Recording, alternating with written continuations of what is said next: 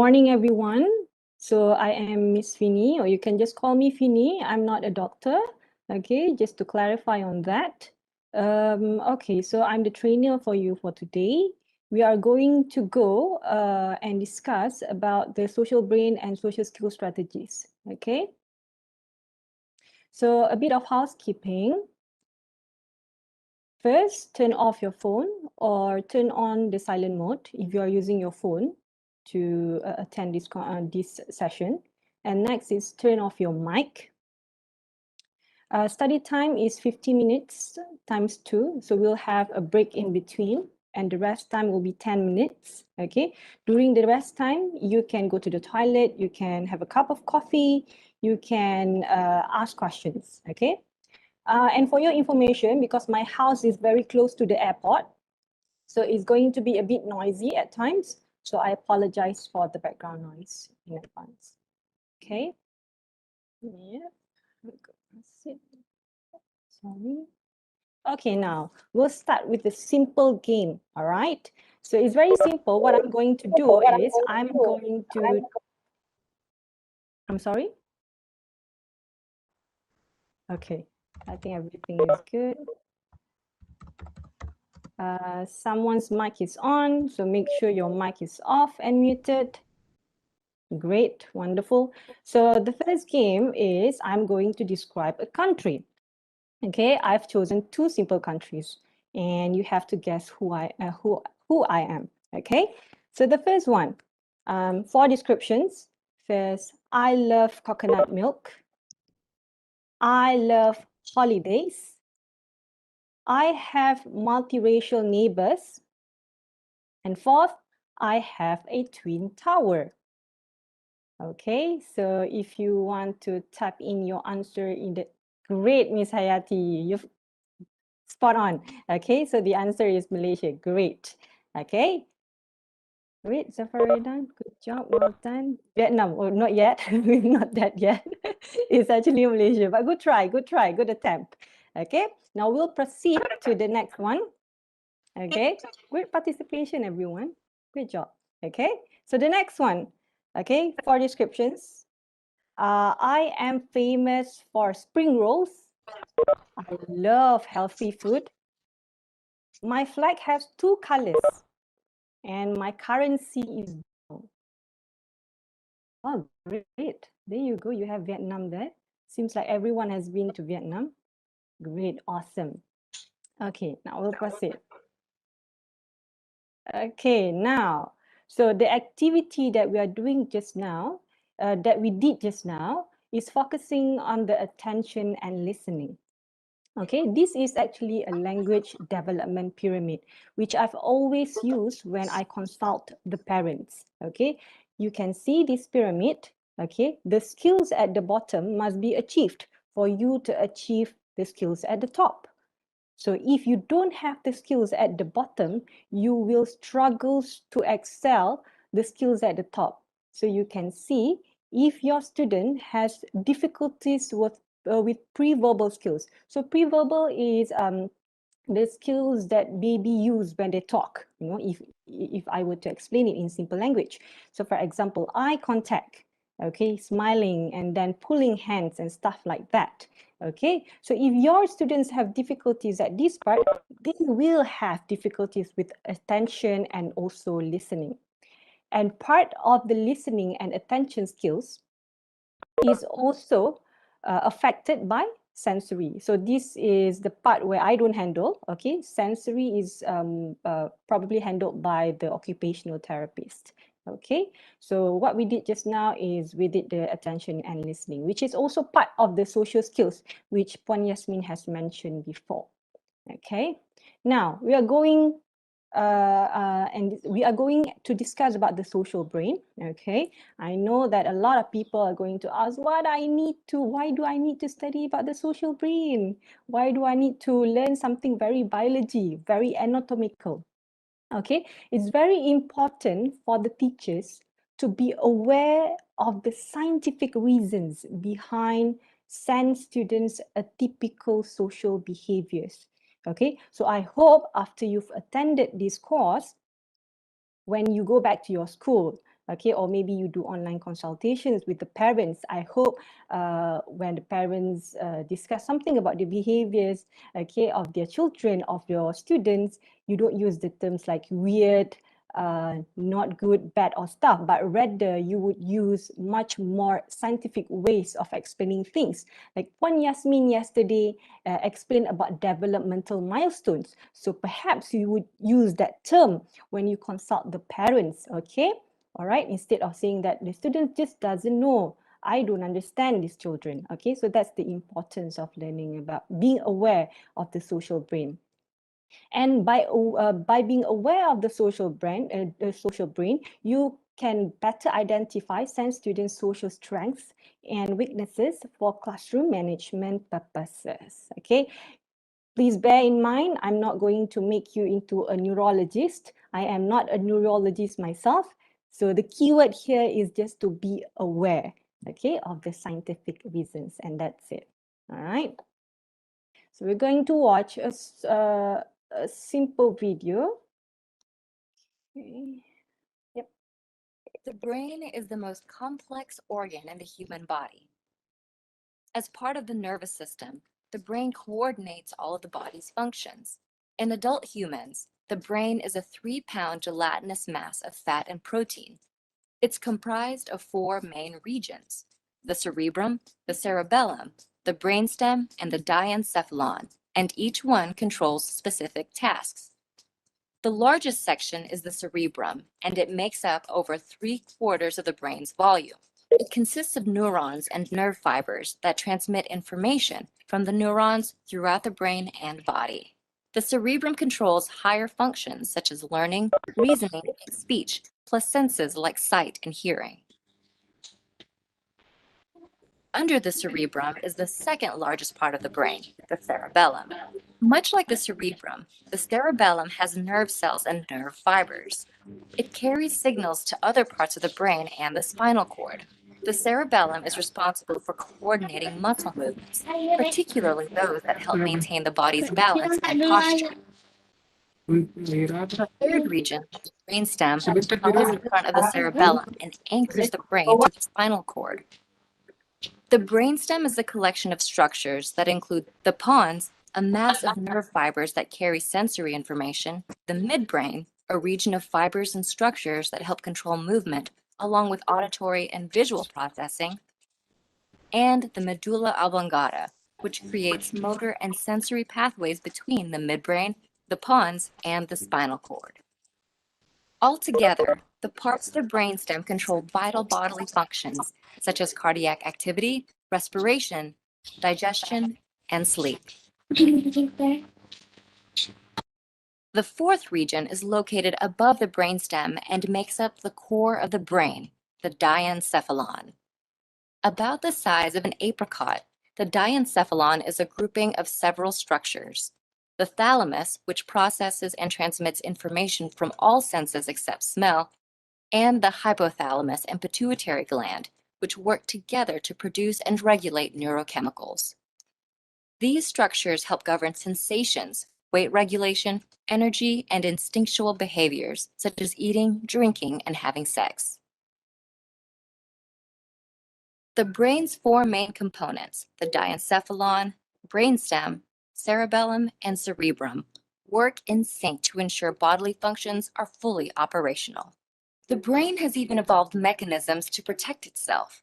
One such mechanism is the blood-brain barrier, a semi-permeable cellular wall that only allows specific chemicals to enter from the body's bloodstream into the brain.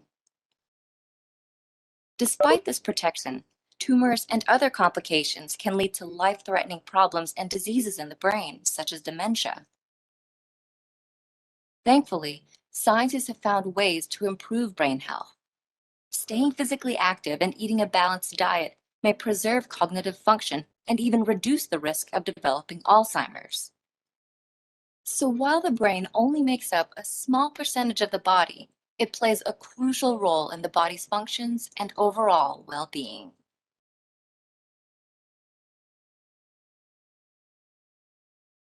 Okay.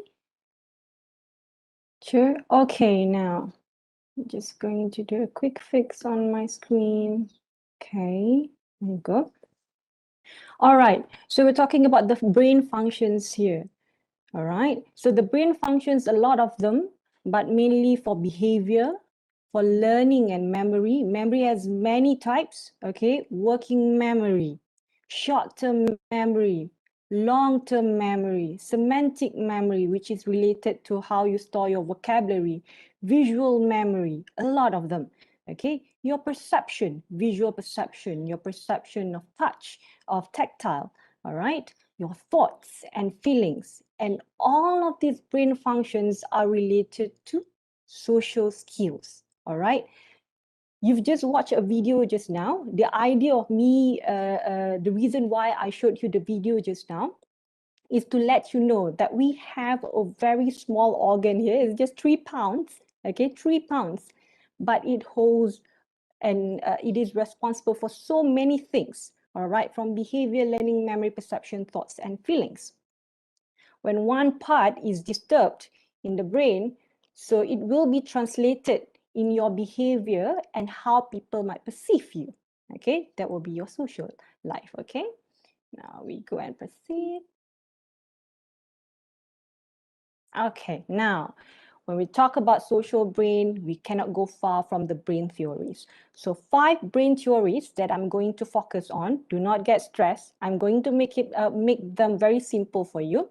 All right, we'll go with the theory of mind, theory of weak central coherence, theory of executive functioning, theory of extreme male brain. So if we have male participants, you might be able to relate very much to what we are going to discuss in this section.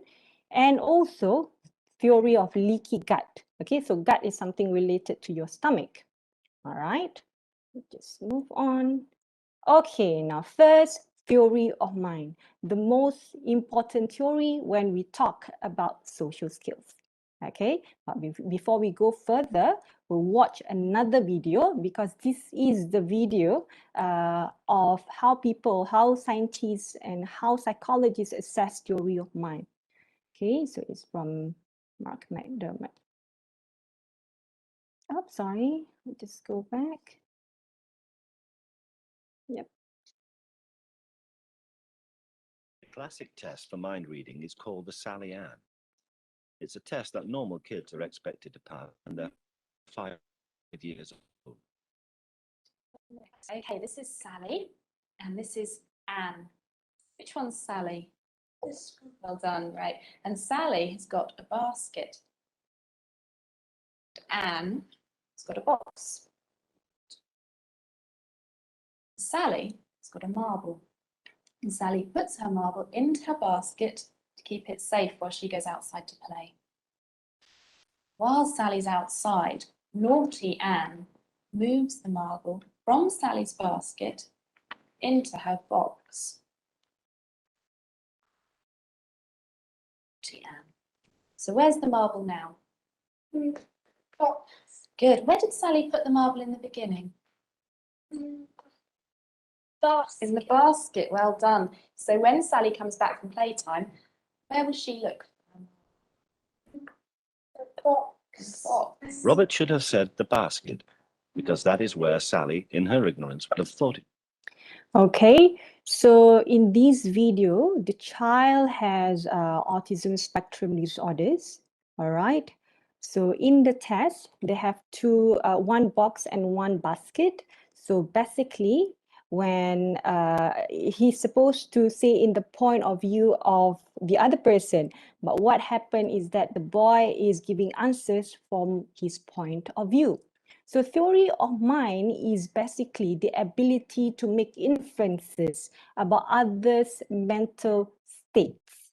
Okay, do not be surprised. It's not only our students who struggle in theory of mind, but this is also us. Okay, I'm going to give you a simple example of how theory of mind can be seen in normal and very common situations. Okay, for example, let's say I go to the McDonald's, okay, and then we are queuing up, okay, lining up, okay, to buy the food. And one boy comes okay, and then cut the queue. All right, so everyone is mad, but then he is not responding to that, and then keep on doing what he is doing at that point of time. So supposedly, the man should be affected. The fact that other people have started talking behind him, that he's cutting the queue, but he keeps going on like, I don't care. I just want to go fast. You know, everybody else can wait. But now here's the problem of viewing third point of view. Okay, the idea that you have to be aware that other people has their own thoughts. It's not only you have your own thoughts. Okay, so when you have this theory of mind, you can read other people's thinking. Okay, sort of in a way, and you can also predict. Okay, and you appear to be considerate in social situations. All right, which is great. But this is missing in our students, okay? So when you miss this part, you will also miss the empathy part, okay? All right, so we'll just move.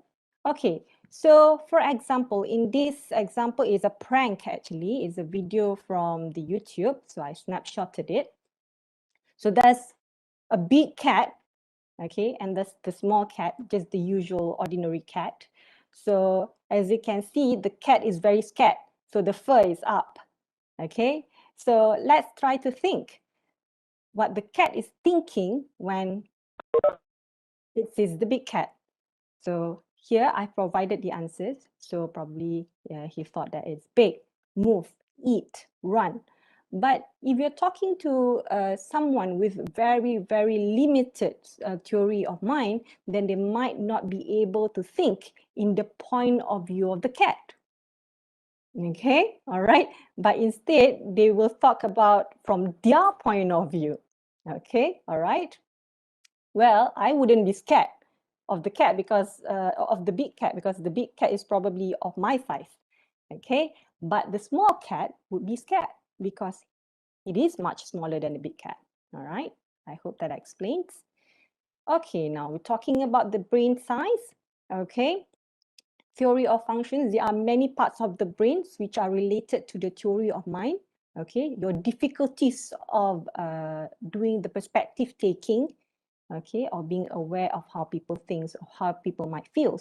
Okay, but it doesn't mean that it's missing entirely. Yeah, it's only limited. As you can see, the size is different. Okay, for the autism group is smaller in the right superior temporal area, while for the control group, for the typical children, it's bigger.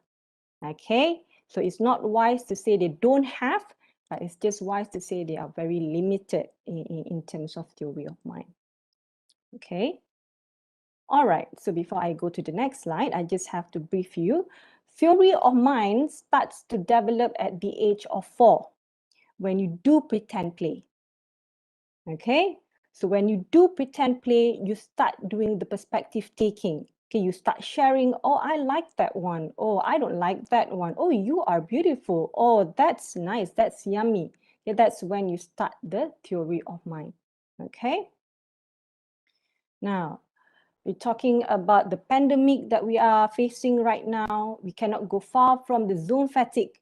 Or now we are doing the WebEx. It's probably WebEx fatigue. I'm not sure how to name it. Okay, this is an article from the National Geographic, and there's quite a number of studies on this social media fatigue. Okay,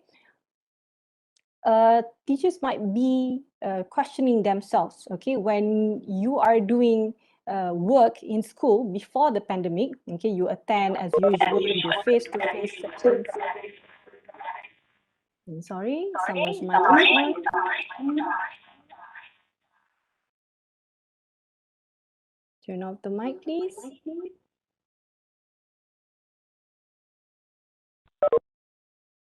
Great. Okay. Good job. Okay. So you are doing your work as usual. Okay. So face to face, you work from 7 to 5, but you're not feeling that fatigued. Okay. What's strange is even I'm facing it right now during the pandemic era. after 2 hours or even 1 hour of meeting online, okay, I will feel extremely fatigued. Okay, I will feel like, oh my God, I just need a nap. Okay, I just need to close my eyes. Okay, what happens? Okay, actually what happens is that when you do an online session, okay, your students are doing online sessions, they're not attending well, they're going haywire here and there. Why? It's because when you are on the screen, okay, there are a lot of brain processing going on. There are a lot of theory of mind going on. You have to predict many things. Okay, now you see, if you see me face to face, you would have seen it. You would have seen me from the head to toe. Okay, so you would have seen my whole body gestures. But when you see me on the screen, you only see me half. Okay, and sometimes when people do online meetings and present, they even close their and turn off their camera. Okay, so you have to predict what they are doing. So you are guessing, okay, a lot of things. You are listening to the person speaking, you are listening to so your students are listening to the teacher speaking and trying to make a guess at what the teacher might be doing, okay, how maybe the teacher is wearing hijab, maybe not wearing hijab, maybe she's cooking while teaching me things. So a lot of things happening, and that's why the fatigue is real, okay? And in fact, when you do online, there are a lot of things to focus on. Pop-ups, okay? Pop-ups, ads, okay? So that's the reason why it's very fatigued. And noises, like noises 1, noises 2. So some people want to say this. Some people just turn off their mic off, and then camera on, camera off. So you are attending to many things, and that's why it's zone fatigue, all right? So I'm not going to go deeper about this, but you can have a read when you receive the slides later. So basically, this complex slide is telling you how complex the brain is wired when it comes to social network. All right. So from one thing to another, from the limbic system, from the cortex, theory of mind, so on and so forth. Okay, you can have a read later. Okay, so the theory of mind, if the theory of mind is limited in autism, you will have difficulties to make smart guesses and predictions. And therefore, you will have difficulties making friends and increased risk of being bullied. Okay, a lot of studies have defined this part, yeah, the part where difficulties making friends, increased risk of being bullied, mental health, and so on and so forth. Okay, so I'm going to give you an example. So when you don't have theory of mind, you might have difficulties of guessing that when people do like this, is like people don't like you, or when people are doing this kind of face, like that, so people are trying to prank you. Okay, and that's the reason why our students are easily bullied. Okay, you might think high functioning autism students or very gifted students, my students are doing well, but actually they might still struggle in some specific areas of social skills. Okay, just be aware of that. Okay, next is theory of weak central coherence. Okay, this is actually biased towards small details rather than global information processing. Okay, I've witnessed this many times when I did a video call. You know, I used to have my bookshelves behind me. Okay, or sometimes I might switch my position of the position of my table. But if the attendees are males, I've realized that they started talking about what's behind me. Okay, but what's so fascinating, if my attendees are females, then they will just say hi and they will a lot more empathy part. Okay, talking about feelings, emotions, and stuff. Okay, this is related to the male brain as well, actually. Theory of weak central coherence. So picking up the details, you know, loving the details. You know, some students just love talking, just love some cartoons, for example. Yeah? So they love cartoons. So maybe my students love SpongeBob, for example. So if I were to put this SpongeBob right behind me, okay, on my wall, so instead of looking at my face, my student would look at the wall because they are catching the little details over here, okay? But for me, it's a plus point because they get to see my face, okay? It's 2 plus 1 lah, basically, okay?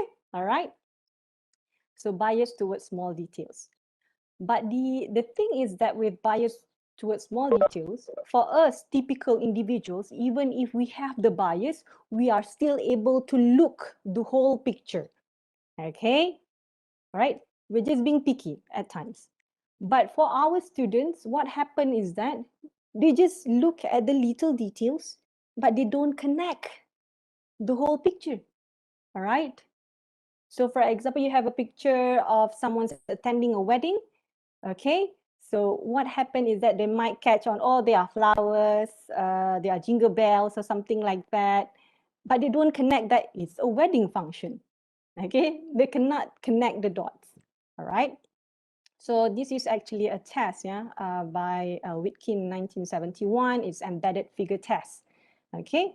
We'll do the activity later on during our break time. You know, I have the Kahoot ready, but later perhaps. Okay, so for example is this. So this is what we're going to do later. Select the picture in which the question figure is hidden, embedded in the same direction. So assume that there's red, blue, yellow, and a green answer. So anyone, if you want to type in your answer, so you can type in your answer. So what do you think? Green, wonderful, smart. You are using your theory of weak central coherence, but now it's for the right thing. Wonderful. Good job. Good job. Well done. Good job. Good job. Thank you, everyone who participated. Thank you, Maria Redinit. Yep, okay. Now let's take a look at this one. So we have a picture, you know, a lot of people in this picture. Okay, what comes to your mind? What's happening and what is this picture about? What about the driver's emotions? Can I have a representative from, I'm going to make it simple, from Malaysia? Malaysia participants, if you want to give your answers in Malay, it's okay. Or even Indonesian participants, you want to speak in Indonesian or give answers in Indonesian, it's okay. I can translate for you. But for the rest, I apologize. I cannot translate because I don't know the language. Okay, so anyone, you can turn on your mic and get to answer the questions.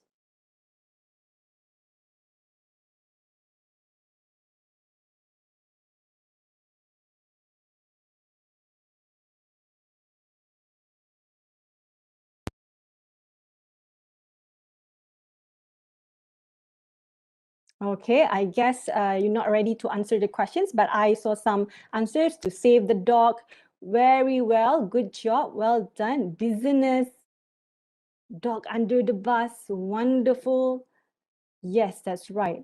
Well, when I see this picture, I thought, oh, the dog is the disturber here. Okay, is the disturber here because it's stopping the lorry or the bus from moving. Okay, so everyone is mad at the dog, yeah, because the dog is stopping the bus.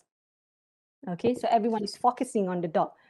But the idea with this picture is the details. We go back to Hello. theory of weak central coherence. Yep. Hello. May I try to answer? Yes, sure.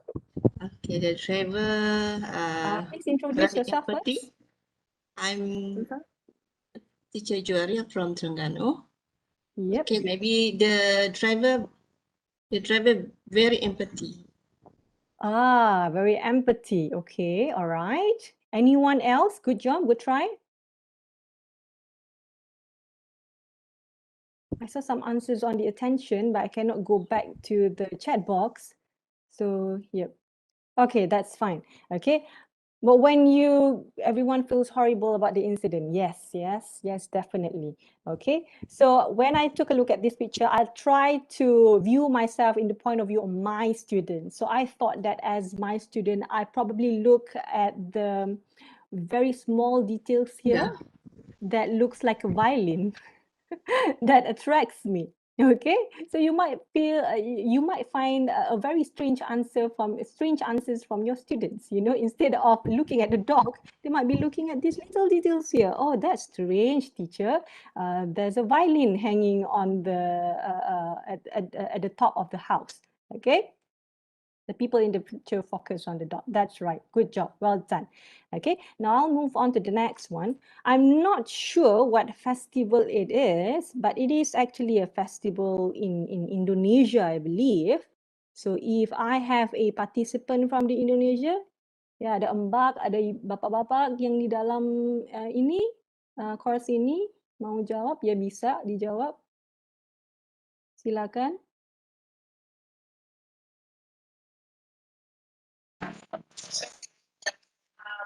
Okay, ma'am. I'm Faradila from Indonesia. Hi, Pradila. Yes.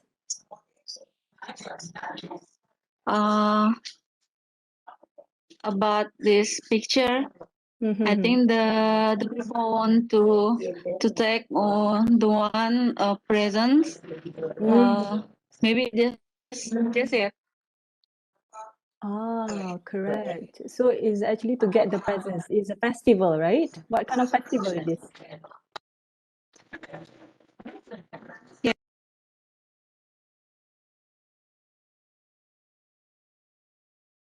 Okay, I think the line is not so good. So I think maybe Miss Faradila from Indonesia can type in the answer. I would love to know what festival this is. Okay, yes, they try to reach the toys. Well done. Okay, well, that is a very fair understanding, you know, very good understanding in which we try to connect all the dots in this picture. So someone's trying to reach the toys. It's a festival. A lot of people are going to watch. It's a competition. But if you're talking to someone with a very weak central coherence, they might just say, teacher, look, something is missing here, nothing here. And that's it. Okay, they're focusing too much on the details, but not looking at the whole picture. All right. Well done, everyone.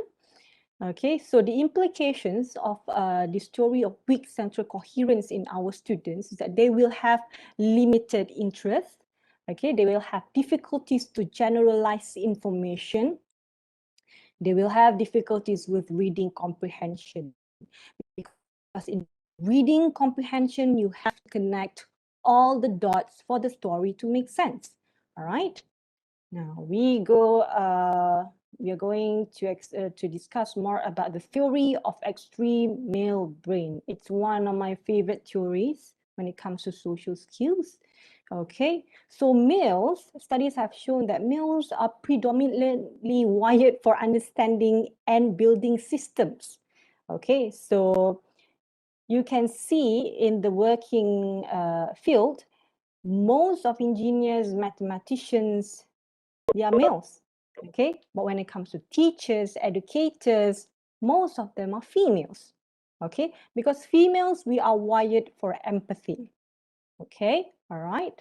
But for some females, there is actually a diagnosis, but I forgot the name of the diagnosis. Sorry about that. I think it's congenital something hyperplasia.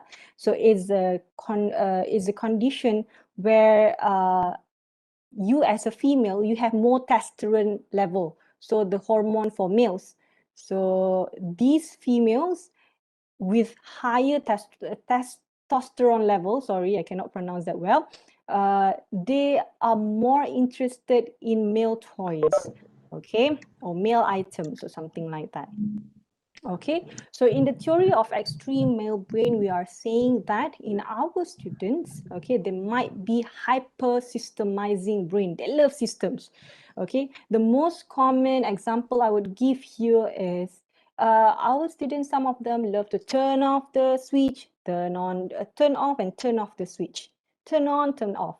Okay, My nephew loved to do this, you know, turn off the switch, and look at the Astro. Astro is the TV, television, okay, Astro and wires. That's what he did most of the times, okay. So basically, what they did here is the if and then sequence, the systemized brain. It's actually hyper systemized, okay, hyper is too much systemizing in the brain, okay. So turn on, if I turn on the switch, the lights will be off. Then if I will turn off the switch, the lights will be off. That's a system, that's a pattern, okay. So the implications, you know, most of them are inventors, limited in empathy, usually if you hyper-systemize, okay, because the chunks of your brain controls on that part, more on the systems rather than the feelings, you know, and most of them dominates science and mathematics. I believe this is a strength area, yeah.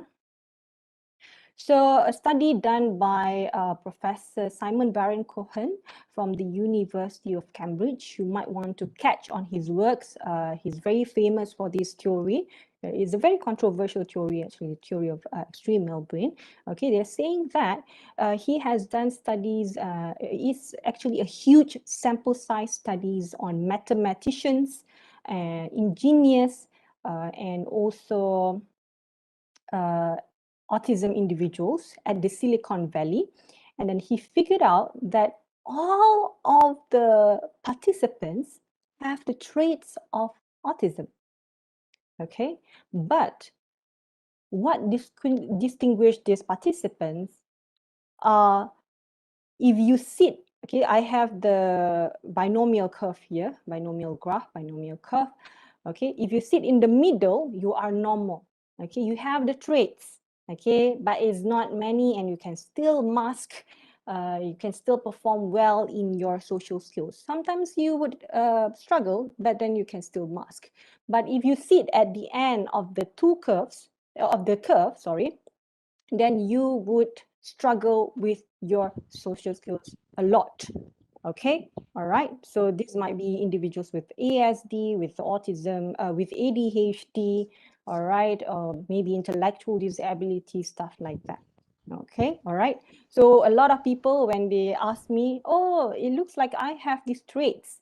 I'm autistic as well. But bear in mind, autistic is a very serious diagnosis.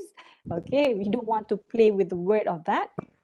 So actually, you just have the traits. You just have the traits. Okay, you just have a little bit of social difficulties, but you are not autistic. Okay, not to worry about that. Okay, all right. Now, the study of the pattern seekers. These students, what they love is they love systems. Okay, because systems has patterns and patterns have predictability. It's predictable. But in social world, there is no patterns. It's unpredictable, so they hate it, okay? Because they are very rigid people. So, yep, I think I've explained about this before.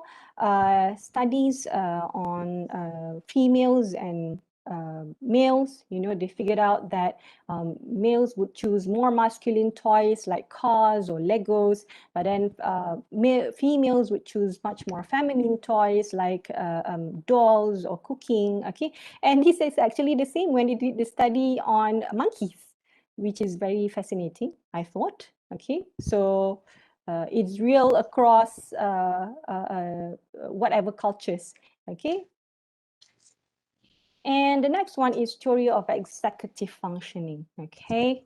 It's actually a very simple theory, okay? It's actually a set of mental skills, working memory, flexible thinking, and self-control. Which brain part is the front brain part, okay? Maybe some at the back or on the sides, but the main brain part that's controlling the theory of executive functioning is the front part, okay? The frontal cortex. Okay, so this would relate to your attention, organizing, planning, prioritizing, perspective taking, regulate emotions, following multi-steps, directions. Okay, so a study found that with the theory of executive functioning, the front brain part, the frontal cortex, what happened in autism students or even maybe ADHD, I'm not sure about that. They have much more neurons than typical individuals. Okay, 65% more neurons. Okay, some of us might ask, teacher, it would be much better if we have much more neurons. It means that we are smarter.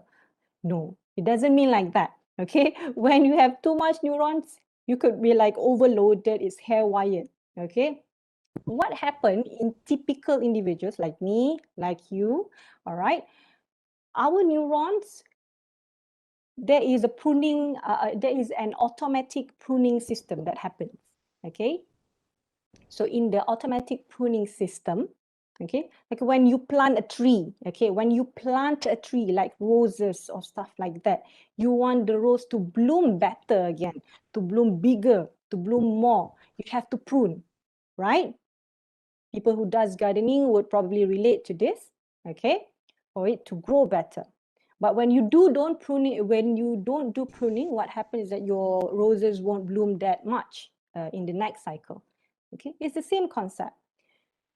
So in our students, maybe what happens is that in the frontal cortex, there is no pruning, or maybe the pruning is not happening very effectively, okay, causing overloaded of neurons there. Okay, so when this part is overloaded, there you go, it will affect all of the skills that I've said.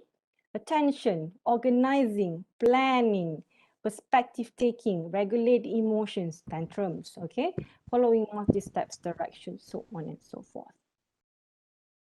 Okay, actually, I want to play a game. It's called Word Generator. Okay, which I thought that it would be a fun activity you would do with your students online. This is an idea as well for all of you. So what you do is you turn off, you make sure that everyone turn on their cameras, ask them to have a pencil and a paper. A marker pen would actually be better because pencils won't appear that good, in front of the camera. And then you ask them to write any letters. Okay, so everyone is going to write to show the letters in front of the camera afterwards, and then we are going to make up words from the letters that everyone is showing. Okay, so because I know that there are a lot of participants today and I'm very new in WebEx. So what I did is I'm going to go back traditional with this. So I'm going to ask 10,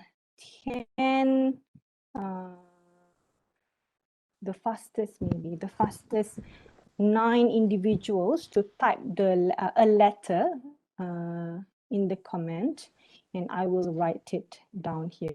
So I wrote mine, which is F. Can I have someone?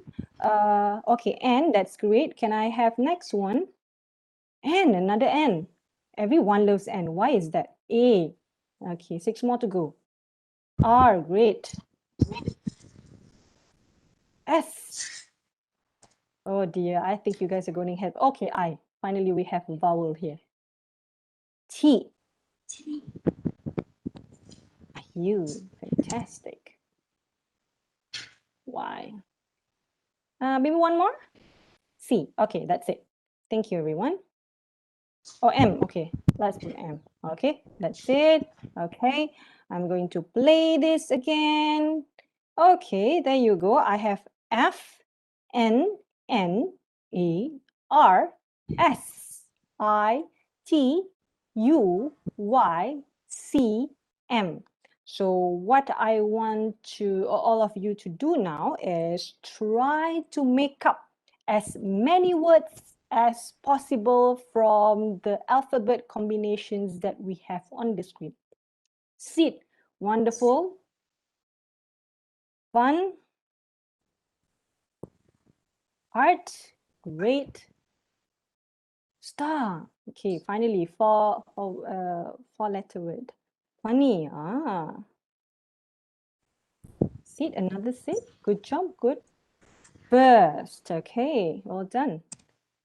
Yummy. Yummy. What is yummy? Okay. Oh, maybe yummy. Y-Y-M-M-Y. Good job. Well done. Arms. Arts. Ah, being a trickster here, adding everything else.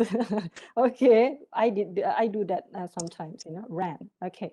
All right. Army. Okay. Maybe I'll just count another 10 more seconds and stop. Fan art. Okay. Oh, nasty. Wow, fancy word there. Cry. First. Another first. Okay, okay, wonderful. Fairy. Okay, right. We'll stop there. Star, another one. Star. Okay, I think we have sit, we have fun, we have art, we have star, we have funny, we have, oh, far, another one. Far, we have tiny. Arm. Okay, another one, arm. I see everyone is stay. Good job. All right. Yum. Oh, yam. Yam is the keladi. Okay, yam is the food. Okay, cran. Okay, wonderful. I like that everyone is firing their neurons. Your Ferrari has started. Participants, great job. Well done. Okay. Thank you. Situation. Situation. Maybe missing one T. Let's start. Okay, all right. Sun. Right. Okay, thank you everyone. 10. Okay, good job. Okay, cut another one. Okay, I will move to the next slide. Sunny, great job.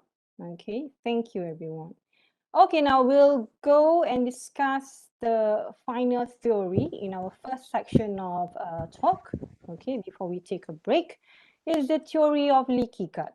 Okay, so when we talk about the brain, you have to talk about the stomach. All right. Because remember, if you are a fan of Iron Chef shows, there's always a quote in the beginning of the show. It says, "You are what you eat." Okay, when I was small, I watched the show. I cannot relate as much, but after I studied, you know, about the theory of leaky gut, I can really relate to it. Okay, because what you eat can affect your brain. Okay, and this is real because there is a growing number of research about this theory of leaky gut. Okay, I will explain. Maybe some people are not aware of, don't know the word leaky. Leaky, if I were to say in Bahasa Melayu, is bocor. Okay, bocor. Easily permeable. So let's say this is your intestine. Okay, so the food cannot go and pass through. Okay, or the contents cannot pass through the blood. But what happens if you have a leaky gut? It passes through.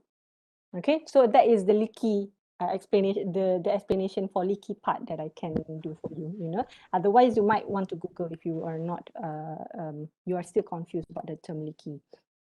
Okay, so the intestines actually becomes permeable, okay, so leak into the bloodstream. And this leak contents has direct access to the nervous system and the brain. Well, that's not good, isn't it? If it's gut bacteria, as you can see in this picture. So this is what we call as dysbiosis. Okay, if teachers or any officers, physiotherapists, we have an occupational therapist as well in this course, I believe. If you are interested about this, you can Google more about dysbiosis. Yeah, okay. Dysbiosis studies, some of them have figured out that around 90% of students with autism or with neurodevelopmental disorders have GI problems. GI means gastrointestinal problems, so something related to your stomach. Okay, all right, so gut problems. As you can see, maybe some of your students, majority of your students with the diagnosis of autism, yeah, with the diagnosis of ADHD, even sometimes, have constipation, constant constipation, diarrhea, have severe allergies on the skin. Yeah, so this might be because of dysbiosis. Okay, there is no guarantee, but studies, there is a growing research that support these findings. Okay. So what happens when the contents leak? You have imbalanced neurotransmitters and microbiome. Okay. In your stomach, you have both good and bad microbiomes, okay? But if you have too much of the microbiomes, the bad microbiomes, okay, that will upset your stomach, okay? And if these bad microbiomes reaches your brain, I think that's a big problem here, because that could cause excess neural excitation, changing your mood. You might be too hyper, you might be depressive, okay, you might go anxious, okay. I don't say these on my terms, but these are supported by the studies, okay. If you want the link for the studies, I can provide you later on. Otherwise, feel free to Google it. In the Google Scholars, a lot of studies, okay. All right. Oh, sorry. Okay, so the implications of if you have the leaky gut is that you will have the microbial imbalance. Okay, this microbial imbalance will cause challenging behaviors, unstable mood. Okay, and unstable mood. All right. So with all the theories, with all the developmental milestones that Puan Yasmin has mentioned yesterday, you should have the right expectations for your students, okay? Sometimes your sessions might not be perfect. You have planned so well, but then it just doesn't work, okay? Try to look back at the developmental milestones, that the difficulties that they have, their diagnosis, the theories of mind that you can relate to, and have this ready, okay, to justify what happened. Okay, and then you can plan better for the next lessons in your classroom. Okay. So brain is heterogeneous. Okay, it's a word, it's a fancy word for everyone here. Heterogeneous. Heterogeneous means everyone is different. Okay, unique. Okay, my brain is different. Your brain is different. My student's brain is different. His brain is different. Our brains are all wired differently. Okay, there's a little and bits of differences there. Okay, and diverse. Okay, nevertheless, all of us have weaknesses and strengths. Like just now in the brain theories, I focus a lot on autism and ADHD because the growing research is for these two diagnoses. Yeah, I apologize if this does not relate to who you are dealing with. Okay, but then you know, after all, you have to just embrace that brain is heterogeneous and diverse, and there is neurodiversity in our community. All right. And there is brain plasticity. Autistic children improve reading and brain activity after week 10 of reading intervention. So the questions might be, after you learn about the brain, you will think about, so will it get normal? Will it change? Well, it can be improved, okay? But the brain size cannot be changed, yeah? Actually, it will retain that 3 pounds is 3 pounds, okay? The diagnosis will remain the same because autism or Down syndrome, intellectual disability, they are not a disease. It's actually a disorder, okay? So it will remain the same, okay, in that terms. But it can be improved, okay? For them to achieve normal, I don't think it's possible because that's what I've been advised or been taught to by a clinical psychologist. But for them to improve in terms of their brain activity, yes. Okay, so that will be your summary, which you can refer to. Okay, we'll just stop here now. Okay, so everyone, you can have your break time for it's 5 minutes, okay, because I've stole your time there. So yep, 5 minutes of recess time perhaps. Meanwhile, any questions that you want to ask? Let me check the chat box. Okay, great. Okay, yang dari Malaysia, kalau ada soalan nak tanya dalam bahasa Melayu, silakan, tak ada masalah. From Brunei also can.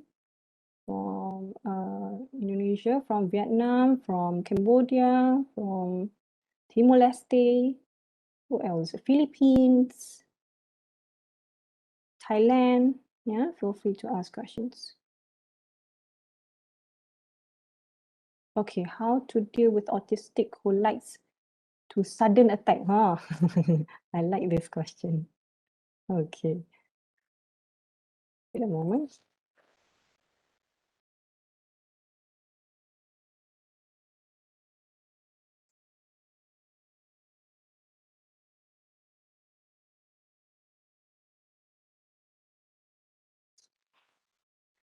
Okay, good question, Puan Hayati. How to deal with autistic children who likes to attack people suddenly, like out of nowhere, out of context, they just go and slam on you or something like that.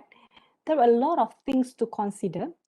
I cannot give you a definite answer here because as a therapist, we have to look at the whole picture. Even as you, as teachers, before you intervene, before you teach the child, you want to handle the problem, you have to see the problems as a whole. Okay, so things that you have to ask yourself, what is the trigger? Apa yang menyebabkan kelakuan itu? Okay, what is the trigger? Okay, is it because you change the routine? Is it because someone is having what he likes? Like he likes chicken and then someone is having his chicken, okay, or the food that he likes. So you have to address the triggers first. If you have found and identified the triggers, that will help you to plan better. Okay, all right, so let's see, for example, the trigger is probably you change the routine.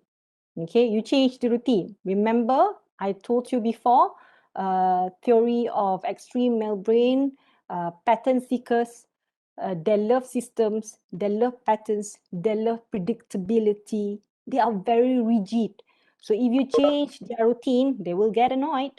If you change their schedule, they will get mad. And that will cause the challenging behaviors. Okay, so how do you cope with this? You might want to use the visual schedule. Okay, to show them this is your schedule. Okay, so that there is something concrete for them to see because they are visual learners. Okay, that will help. That's the reason why every time speech pathologists do talks, they talk about the visual schedule. That's one of the importance of it. Okay, otherwise, if you still cannot figure out the trigger, you might want to consult with occupational therapists because it could be something related to sensory issues. Okay, so when it comes to sensory issues, it's not my forte, it's not my field. I cannot comment further, but I believe we have an occupational therapist, certified one over here in the course. If you want to comment on that, feel free to turn on your mic or you can give your answers in the chat box. Okay, all right. I hope that answers your question, Puan Hayati. Okay, what is the good recommendation diet for SD? Okay, when it comes to diet, I cannot give the recommendation because I'm not a nutritionist, okay? And you have to seek the answers from the doctors, okay? Some people say that you cannot eat the gluten and stuff like that. So consider the allergies. I would say consider the allergies if you know that the student has some or certain allergies, you might want to avoid the food because allergies would probably, means the microbial imbalance and stuff that leads to the brain functioning difficulties or disturbance then. My student with autistic disorder have a hard time to do eye contact, but he is well aware with my simple instructions and able to carry out the simple activity given. What can we do in order for our student to communicate verbally instead through body language? Okay, all right. Miss Sophia, are you here? Yes, Miss yes. Sophia? Yes. Okay, Yeah. all right. Miss Sophia, can he say words? Yes, just a simple words, one or just a short presses like that. For example, police, cars, white, or that, just like that. Okay, all right. All right. I think what I can do is we are going to get into the strategies after this. So I will try to address your question in the strategies part. Okay, so if that still doesn't answer your question, you can ask again at the end of the course. Okay, try Okay. again.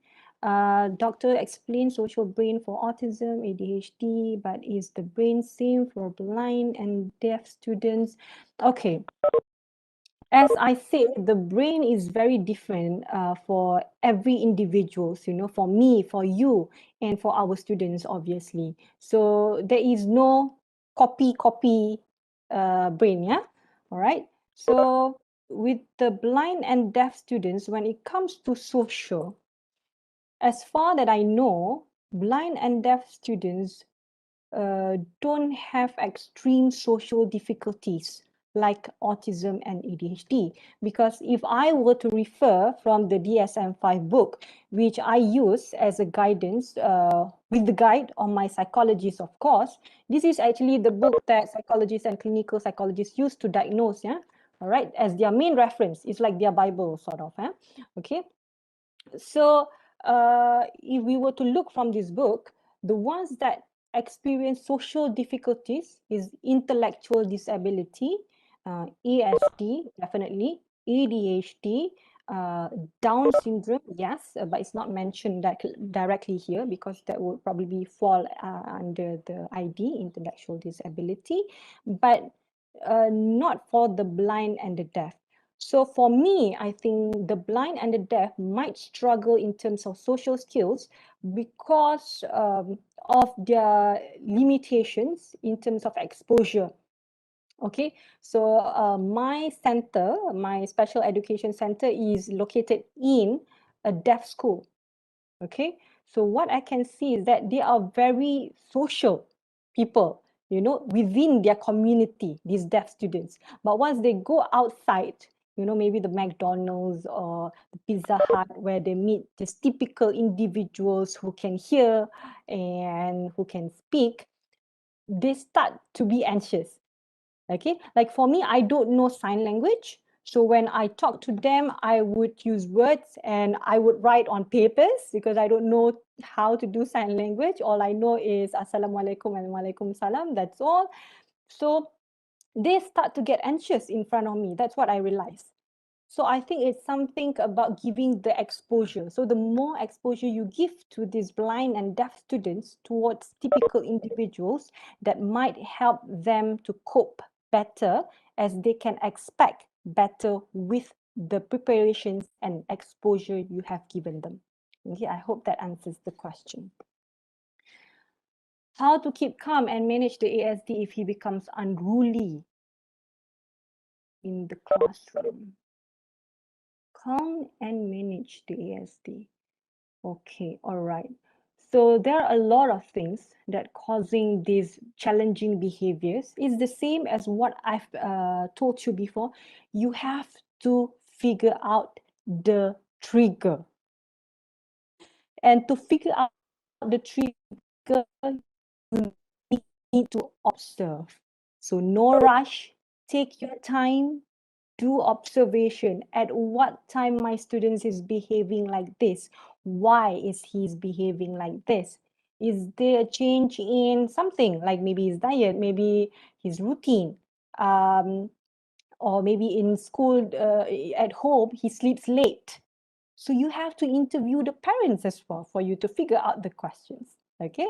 Otherwise, if you are going to go like for a quick calm and management strategies for ASD, you have to look at his sensory preferences. If he has some sensory preferences to calm him down, like some kids love tactile, love to be touched. So you might prepare a stress ball. Okay, you might want to prepare a blanket, just roll him up in a blanket. Okay, these kind of things you might want to consult again with the occupational therapist. They might know better. Okay. Okay, my ASD student cannot accept defeat. Tak boleh terima kalau kalah. Okay, cannot accept defeat or losses. Yes, defeat is a concept. It's a very abstract concept. As what we have mentioned before in the theories, they are very straightforward person, black and white. Abstract is gray. You know, it's a concept. It's grey. So you cannot just say tak boleh in words or like that. It doesn't work with them. So you have to use visuals or modelings to help them understood the field. So we'll go through this about in the next strategy section, okay?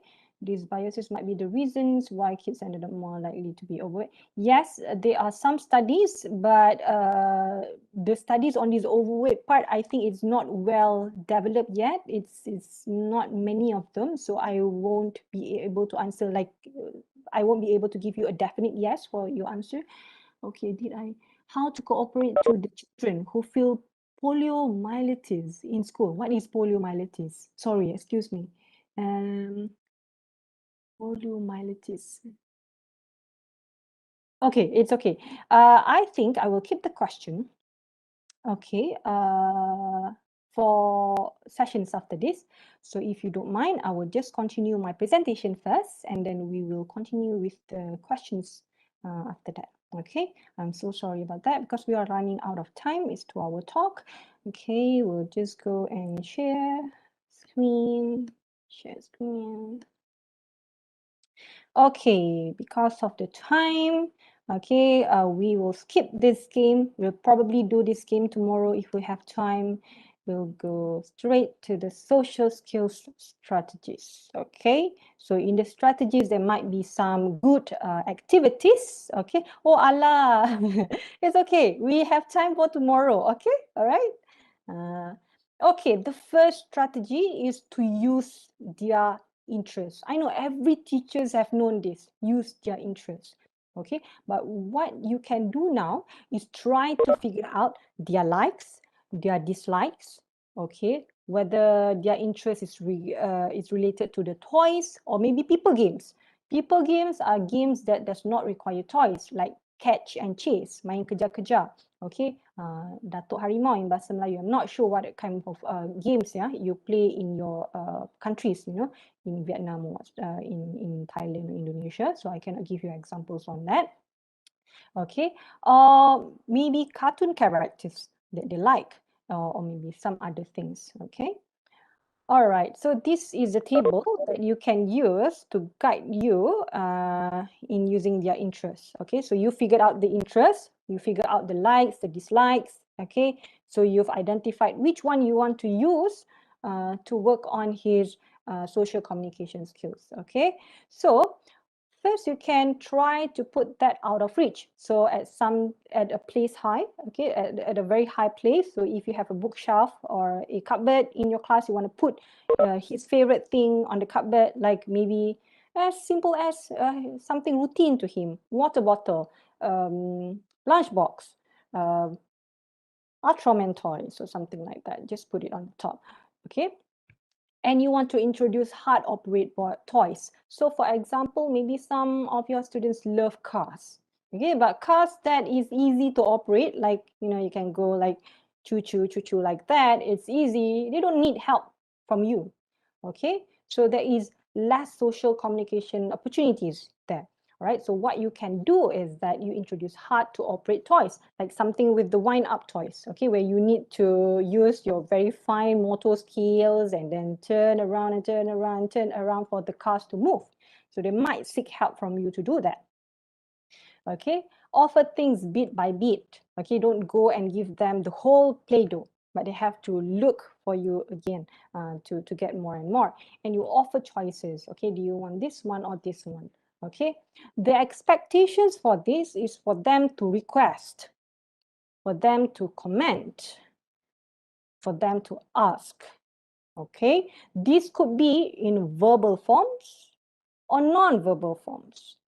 It doesn't matter, as long as the requesting, commenting, and asking increased across time. For example, you might have a student who just, don't talk, don't speak, don't request, but can use some words, like the question that I got just now. Okay, so perhaps by using this strategy, you can actually get the words out from them because you are using their interests. Okay, and you create that social communication opportunities for them to communicate.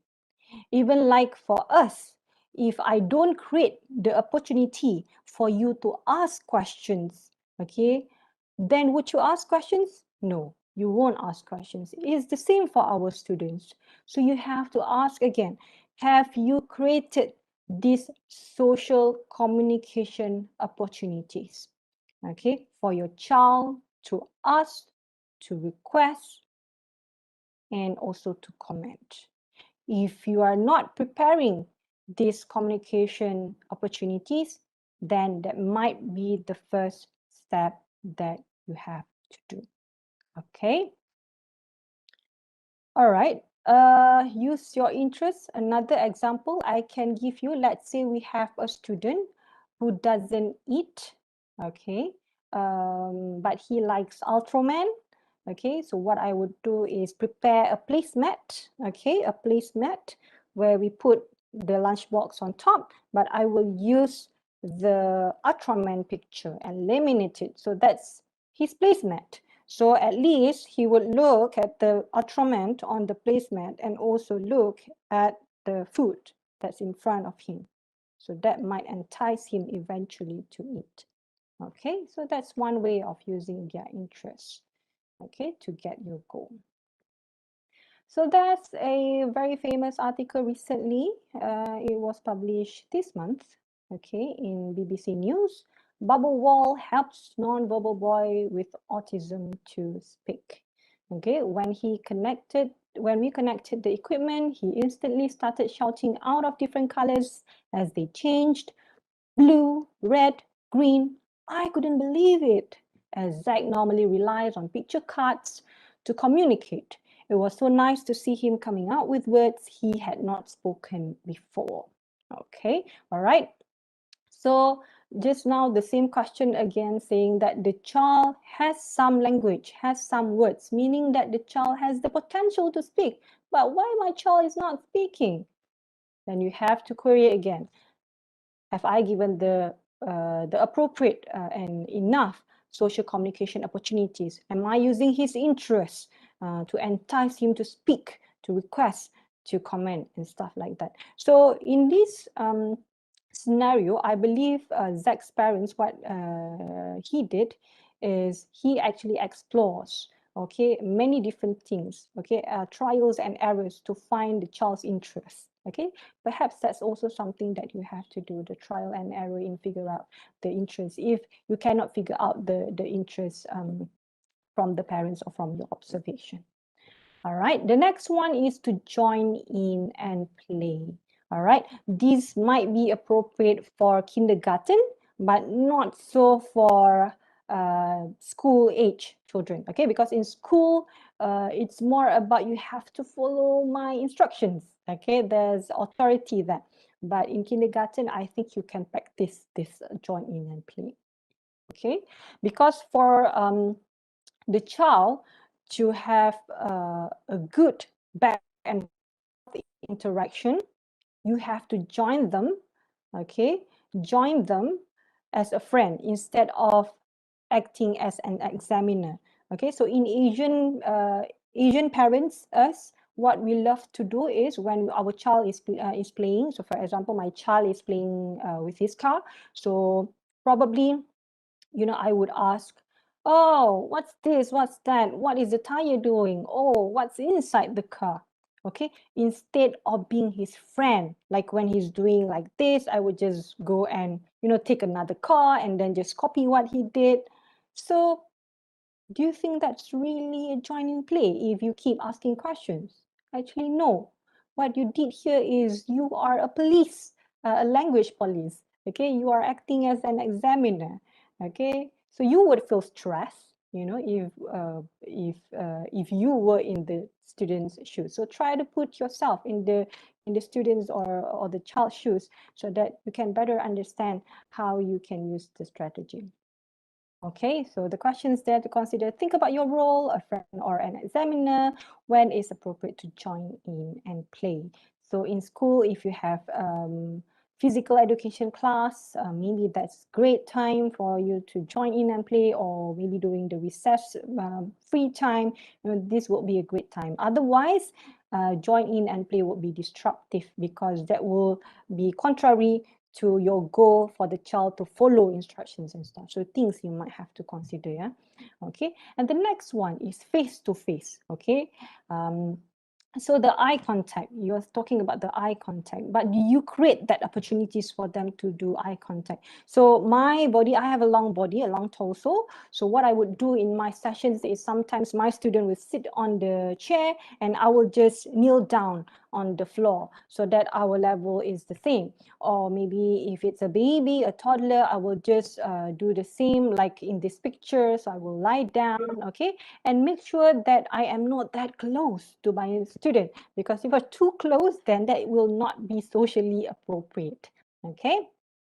But for high functioning students, okay, what you can do is, because they are very smart, but they don't do this eye contact very often, so you have to create this awareness. What you can do is go back to the theory of male brain, the hypersystemizing, their love systems. So you might want to talk about the anatomy of the eyes. You could just draw a picture of eyes on a piece of paper. Okay, this is our eyes, this is the white part, this is the black part. Okay, the black part will move to the left, to the right. When I move to the left, I see this. When I move to the right, I see this and that. Okay, and when we see people, we see the black part of the eye. Okay, that's where you are looking for. That's where you're focusing on, the black part of the eye. Okay, so you look at the black part, the person is moving here, then he's looking here. So you have to follow. So that will be joint attention. Yesterday, Yasmin has mentioned a bit about joint attention. So what the person is looking, you are looking at the same thing. Okay, all right. So try to think of a few ways you can position yourself face to face to your students during your class. Okay, so maybe doing activities on the floor would be better. Or not, you have to consider. Okay, I don't have a specific answer for this because it depends on your classroom environment. Okay, so another study. Okay, eye contact can be really intense for your brain. When we cannot speak, eye contact disrupts resources available to cognitive control processes during verb generation. Okay, so maybe I've heard this a lot when I go to schools and visit schools. Teachers would probably comment that he doesn't have eye contact. My student doesn't have eye contact. I want him to have eye contact. But the thing that you have to consider is do not stress so much on the eye contact. Yeah, for example, like this. Look at me. Hold the face, look at me, like that. If you have your boss doing that to you, how would you feel? You would feel stressed, isn't it? Okay, but instead, what would work better in long term and is good and is not disturbing towards your mental health is creating the opportunities, okay, by having that right face-to-face position. It will take time for the child to improve, but I believe that the after effect will be sustained better. Okay, so the next one is observe and interpret. Well, observe and interpret, you can do these throughout the class lessons. You want to choose a specific time, is also fine. Okay, because for our students with the limited language, okay, what we want to do is we observe them, okay, what they are doing, and then we interpret instead of asking questions lots and lots. This works wonderful for students who are low functioning or even some moderate functioning students, okay? So for example, in this picture, Amy is tapping the door, okay? So talk, talk, knock, knock, like that. So she's not using words, she's not saying anything. So I look at her and I try to predict, maybe she wants to go out. She cannot reach the doorknob. She wants to open the door. She wants to play outside. So what I could say? So I would say, help, open. And then, okay, I might respond accordingly after his responses. Okay, so observe and interpret. So giving meanings to what the child or the student is doing. The next very, very, very important strategy is wait. Okay, when you ask a question, when you just now is observe and you interpret, do you wait for your student's response? Or do you keep repeating, you keep asking? So things that you have to reflect, okay, in your lessons and the way you approach the students. Never underestimate the power of wait because it's very great, okay? So usually how long we wait after we give a feedback to the students is around 10 seconds, okay? All right, so for example, like this observe and wait. So I observe, I interpret that it's actually open and I say open, or maybe I say open please, okay? And then I wait for the students' response, okay? Before I give another feedback. Okay, if you don't wait, you are not giving the opportunity for your child to do the two-way communication. All right, remember that. The next one is listen and expand. So you have observed, okay, you have interpreted, you have waited for their response. Now they have responded, okay? The response might be verbal, it might be not verbal, but you can use this part to help you expand their language. So for example, let's say the child can respond in words, so you might want to add another word, okay? Think about adding pronouns, verbs, adjectives, or prepositions. I think this can be used in your lessons, okay? All right, for example, okay, student is crushing the toys, okay? So the students does not have specific words, mainly making bubbling sounds or nonsense sounds. So you might want to start with a fun sound effect like douche, okay? So I observe, I interpret it as douche. So when he did that, I say, douche. And then I wait for 10 seconds, the awkward 10 seconds, but very meaningful 10 seconds. And let's say the student is able to say douche.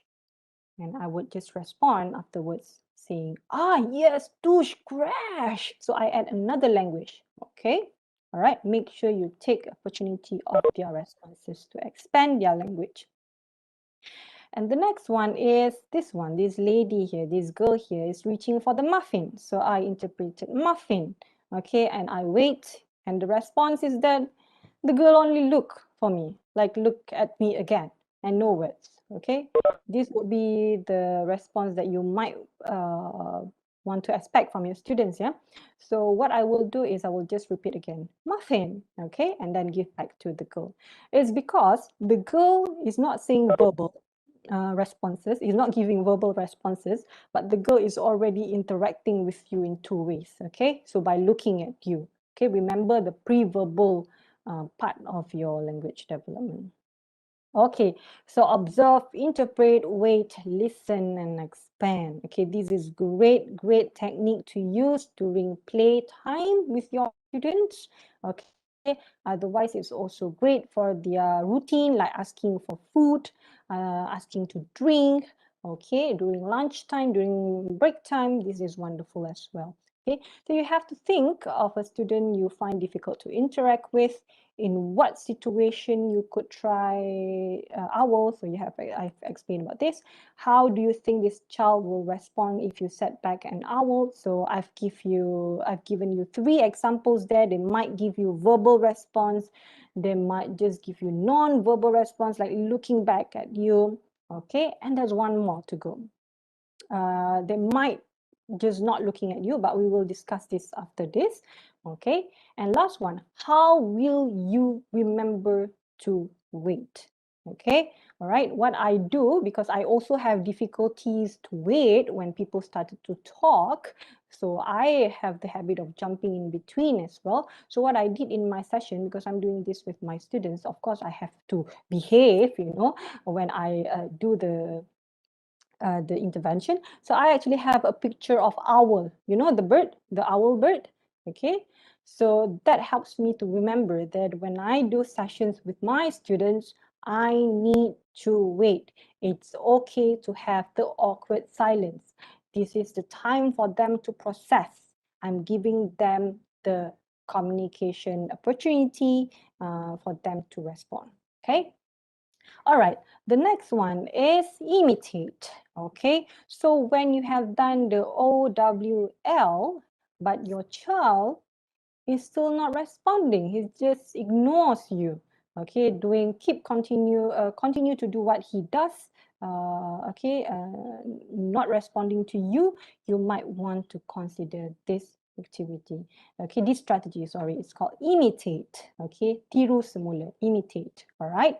So share the importance and the good parts of the benefits of these imitation strategies is it shares the same focus, it helps your student notice and look at you, promotes other social skills, encourages your student to lead you, encourages your child to imitate you.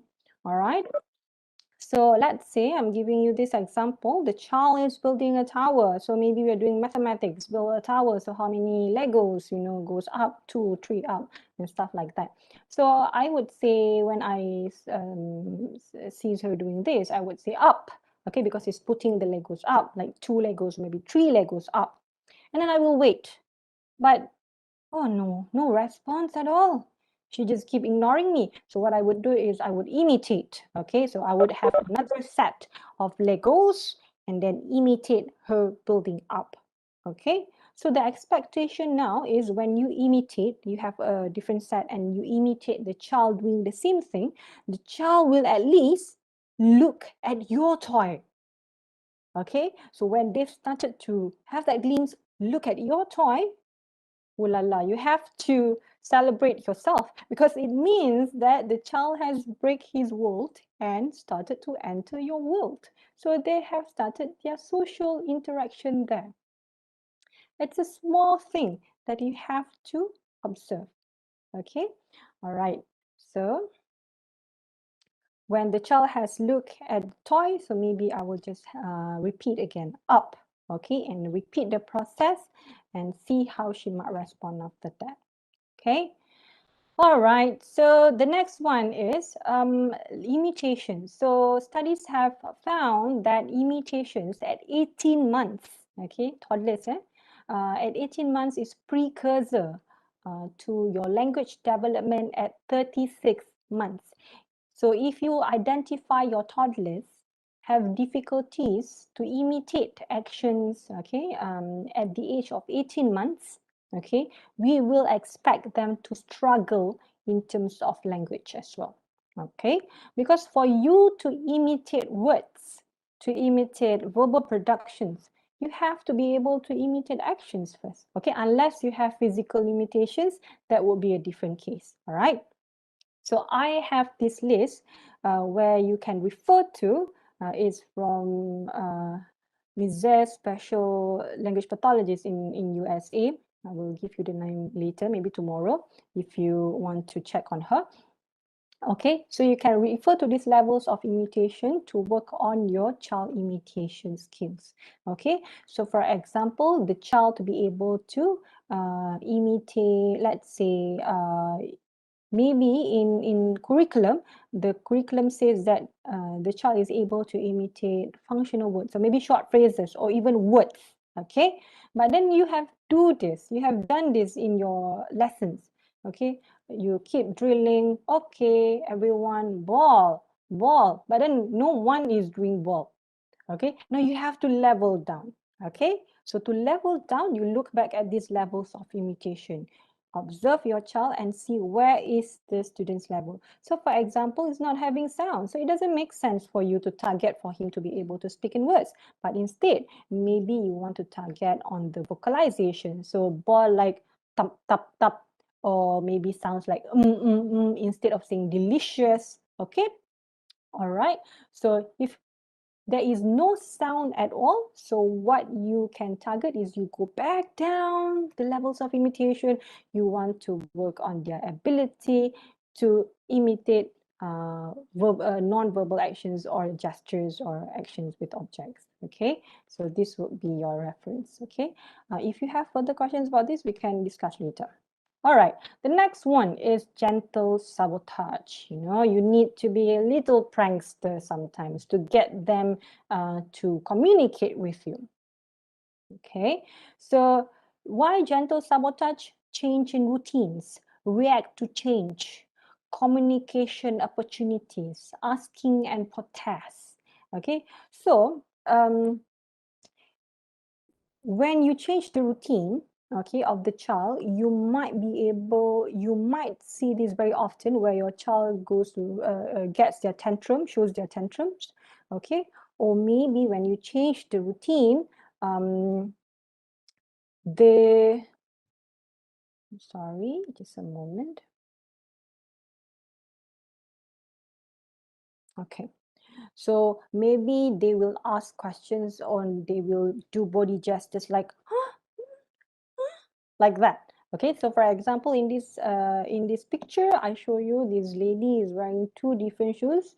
Okay, so culturally, typically wise, we don't wear two different shoes, you know, so we use the same shoes. So when I do this, perhaps my students will go like, or do like that, you know, they do a lot of gestures, especially when when we talk about Down syndrome students. Okay, so I will just say, yes, wrong, no. Okay, I'll just do the owl back. Okay, but what I did by doing this gentle sabotage is I'm creating that opportunity for them to communicate with me. Okay, all right. The next one is model. Okay, so we watch a video first. Segment you're about to see is taken from an early experiment on learning of aggressive styles of behavior through modeling. The children watched a filmed adult perform novel aggressive acts toward a inflated doll, and the physical aggression was accompanied by novel hostile marks. The model pummeled the doll with the mallet, flung it in the air,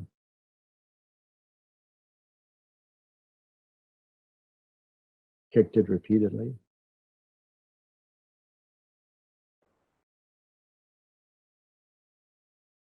threw it down, and beat it.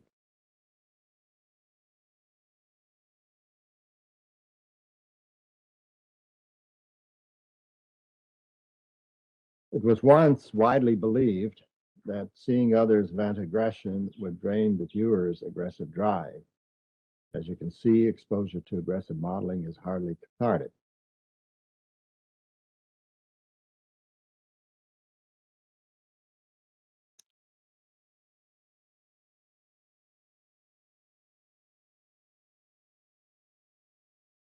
Exposure to aggressive modeling increased attraction to guns, even though it was never modeled.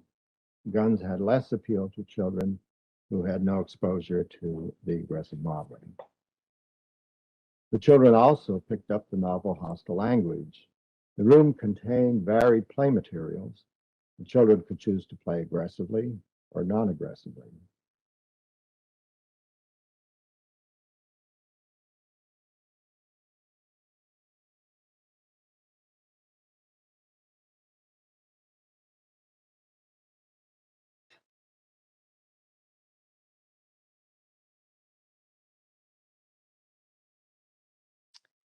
Okay, I will stop there. So basically the video shows you about Theory of Bandura.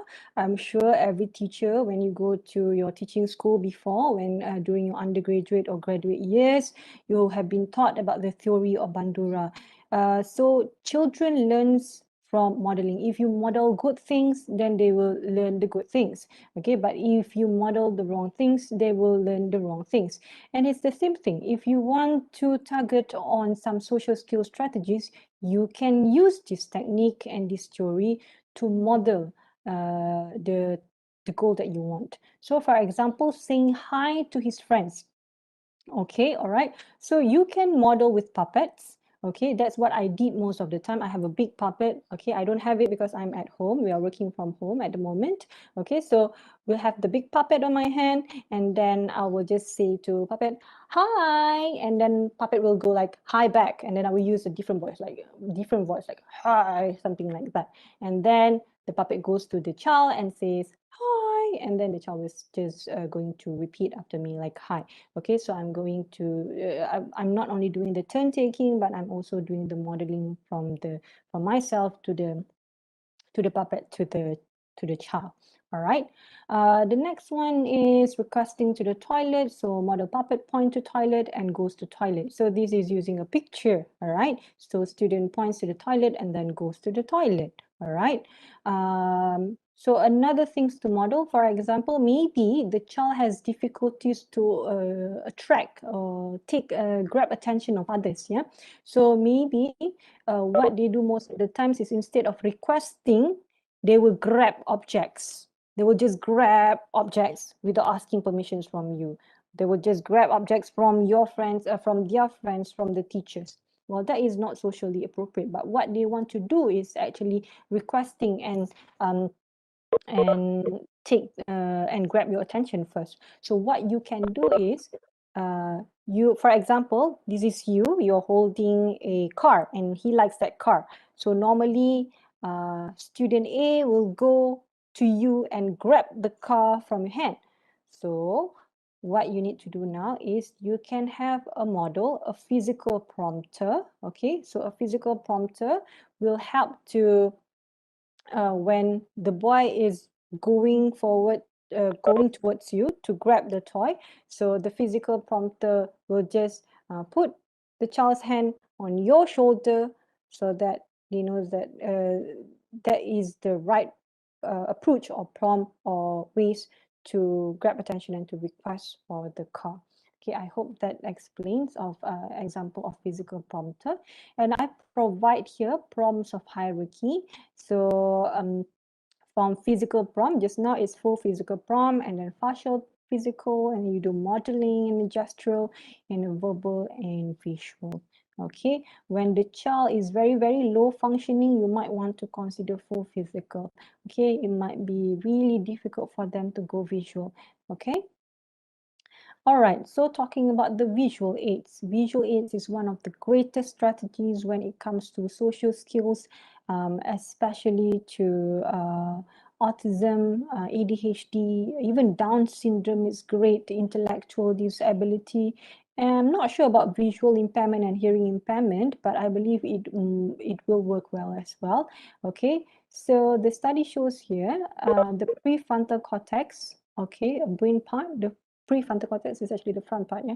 Prefrontal cortex of the brain part of non-autistic people. They use that to plan and make decisions. Okay, is actually quite small.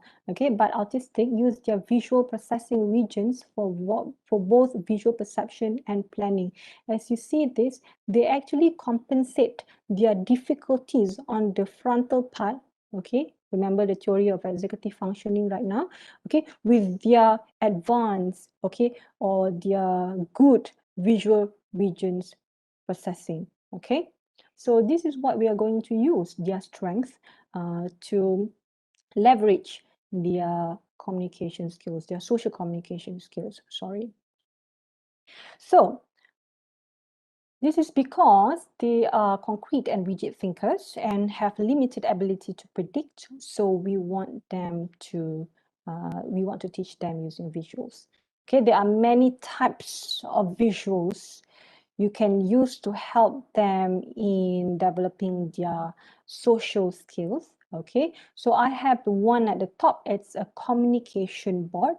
Okay, communication board is great for low functioning, but you have to be mindful of how many pictures you have to put on the communication board. Is the child functioning in well enough to respond and adapt to the communication board with 10 pictures, or is he very, very low functioning that you only have to use two pictures in the communication boards? Is my student able to identify the pictures in the communication board? Are they able to associate the pictures on the communication board with the things in their surrounding? So things you might have to consider. And the next one, we have the visual schedule. I say that they are very rigid people. Okay, so because they are very rigid, you want to use this visual schedule just to keep their predictability on. It's the same like us. I have my diary to keep me in check of what I need to do every day. So they need their visual schedule to keep them in check of what they need to do every day. All right. The next one is we have social story, we have social script. Social script and social story is actually quite the same. And last one, we have PACS, okay? All right, so PACS is Picture Exchange Communication System. I know a lot of you have known about the Picture Exchange Communication Systems, but please don't overlap this or confuse this with Picture Communication Systems or picture cards, okay? Because in PACS, what you do is with the picture, you exchange with the item. So there is a barter system there. Okay, so when the child exchange the picture with the item they want and go back with the item and the cards, there is a two-way communication.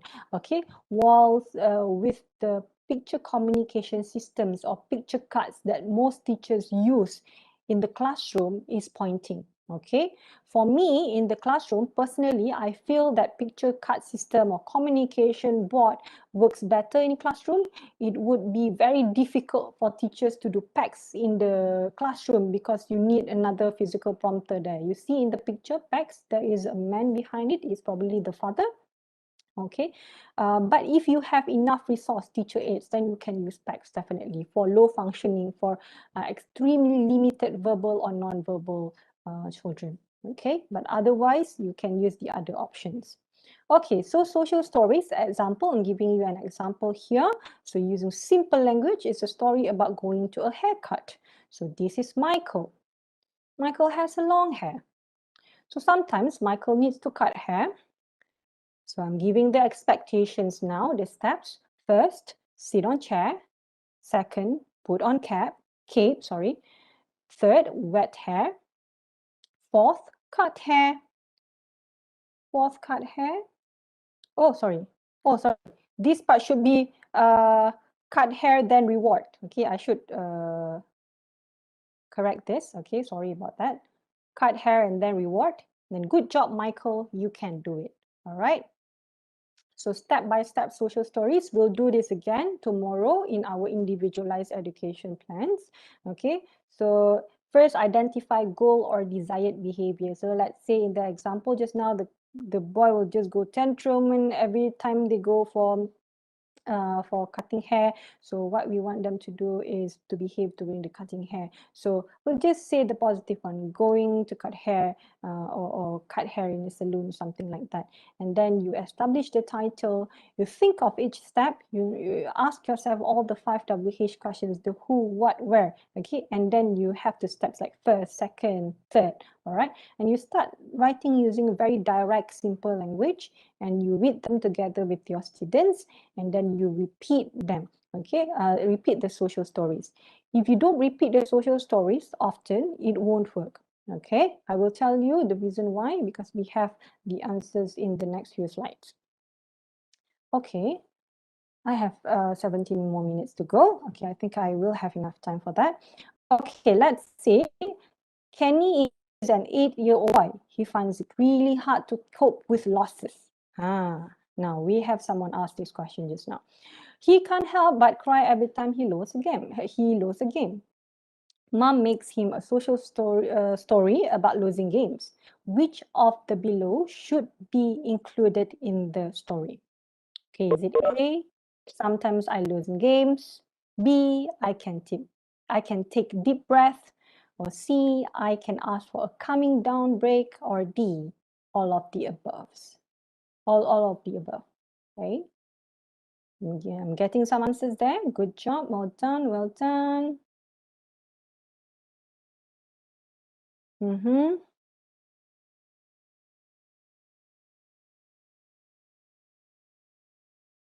Great, wonderful. We'll take a look at the answer now. That's right, all of the above. Okay, so sometimes I lose in games. So giving them the reassurance that, you know, it's okay. Okay, we don't win every time. So it's very important to have this sentence, and then the options or the strategies they have to take if they feel frustrated when they lose the game. So I can take deep breath, or I can ask for a coming down break. All right, now we look for the next one. Okay, Yishi is a 6-year-old girl who loves to climb and jump on chairs, but her teacher doesn't want her to hurt herself. They decide to make a social story to teach her not to jump on chairs. What would be the most suitable topic for the social story? Remember, when you choose the topic for the social story, you think about the desired behavior, what you want out of the children. Okay. All right, great answer there. Wonderful. Good job. Okay, I'll just give the answer now. Yes, the answer is C. So sit nicely on chair. So that's what we want Yishi to do, to sit nicely on the chair. So that would be the topic or the title for the social story. Okay, the next one. Siti is a 7-year-old girl who has never been to the dentist before. She would hit her head on the wall whenever there is an unexpected change. His parents create a social story about where the dentist will be, who the dentist is, what Jamie will do on the dentist chair, and what reward he will get. Okay, so they read it to him just before he goes to the dentist. But Jamie screams and hits his head on the wall when he sees the dentist. Why? Is it A, the social story was not detailed enough? The social story was too long? The social story was read too late? Or D, the social story was read too early? Yep, I'm seeing some answers now. Good job, well done. Yep, good try.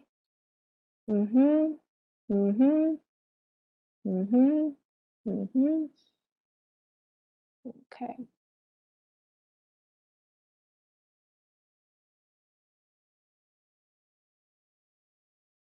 Okay, all right. We'll take a look at the answers, yeah? The answer. Okay, so the answer is C. The social story was read too late. So the key in the paragraph is they read it to him just before he goes into the dentist. So remember, the idea of social story is to give the child expectations, early expectations of how they should behave in a certain situation. So the social stories should be read before, way before the appointment with the dentist. Okay. So I've received some answers saying that the social story was not detailed enough. All right. I think the story here, he says that it mentions about where the dentist will be, who the dentist is, what Jamie will do on the dentist chair, and what reward he will get. I think that's detailed enough. That's definitely what we should have in the social story. Okay. So the social story is detailed enough for me. And the last one is the social story was too long. Okay, I cannot comment on this because we don't see the social story. Okay, so I hope everyone understand why the answer is C. Okay, now the number 10 strategy is reinforcement. Reinforcement in Bahasa Melayu is say puji, pujian. Okay, I'm not sure in Bahasa in the other languages. Yeah, so we have 3 types of reinforcement. So token. Okay, tokens like stickers or something like that, where you paste, or a schedule or visual reward system. And social is like when you say good job, mohaiba. So I know mohaiba because I did my practical years in Vietnam before during my clinical 4th year placement. Yep, so I know this, I use it a lot, mohaiba. Okay, and also tangible. Tangible, you're using the child's interests. Okay, so for example, you've identified the child is very interested in Lego. So every time he does something good, so maybe he said hello and did the modeling right and repeats after you write. So maybe you want to give the child the Lego, maybe 2 blocks, and then you go and on and repeat the same process over and over again. Okay, we will not have time to watch this, so I will skip. Okay, I will send the link to you later. Okay, now strategy 12 is repeat. Okay, so repeat is very important. So some people are saying that I've done this, I've done that, but why is the skill that I'm targeting, it has been achieved during that particular lesson, but it is not being retained. It is not successfully retained afterwards. So you have to consider whether you have repeat enough or not, okay? Because this is from the psychology. So psychology students usually study this. So the sensory input, what we see, what we hear, will get into the sensory memory, okay? And after sensory memory, when you attend well to it, okay, you give your attention, you pay attention to it, it will get into your short-term memory, okay? Now, what you hear today, you might remember tomorrow because it's in your short-term memory, if you pay attention. Okay, if you don't pay attention, it will not get to your short-term memory. It will just stay in your sensory memory and it will plop and then just lost in the air. All right. And after this course, if you practice again, okay, with your students, what will happen is that it will get into the long-term memory. Okay, that's why repetition is very good. So for example, just now we did the owls, so observe, wait, listen. Okay, so you keep repeating the same process over and over again. You keep modeling the same words and you add new words as they respond more and more. So this will help them to store the words that you model in the long-term memory.